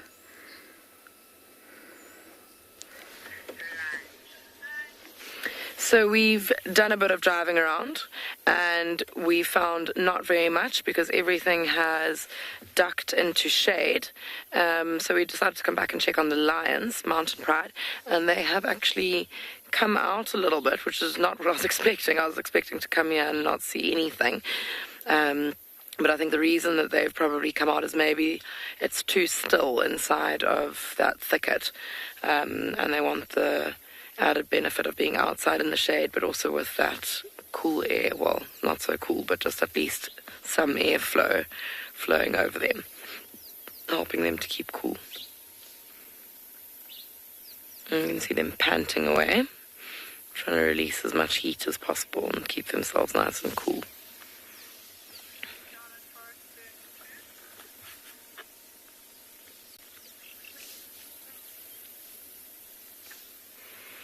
I think when it gets to this time of day, as early as it is, and we looked at the temperature half an hour ago and it was already 31 degrees at 8:30 in the morning, which is just ridiculous.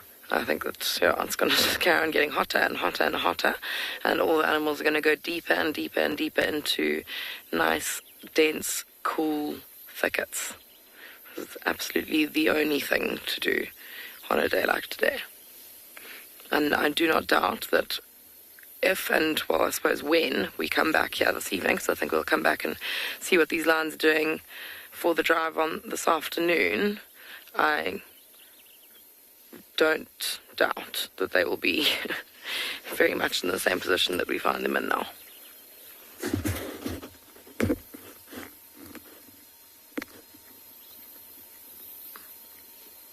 But because they have been relatively active, the females, this morning, as it cools down this evening, they may start looking to hunt again, which would be very cool. So I think we'll definitely be revisiting this pride this evening.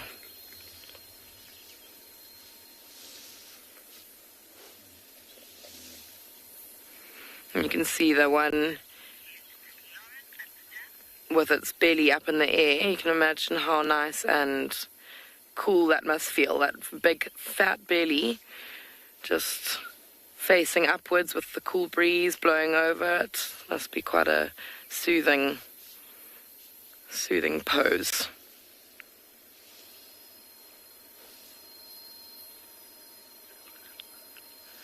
We are probably...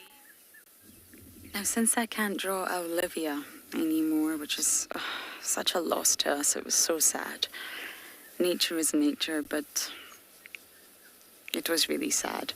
I've started drawing dragonflies, and their anatomy is just, incredible.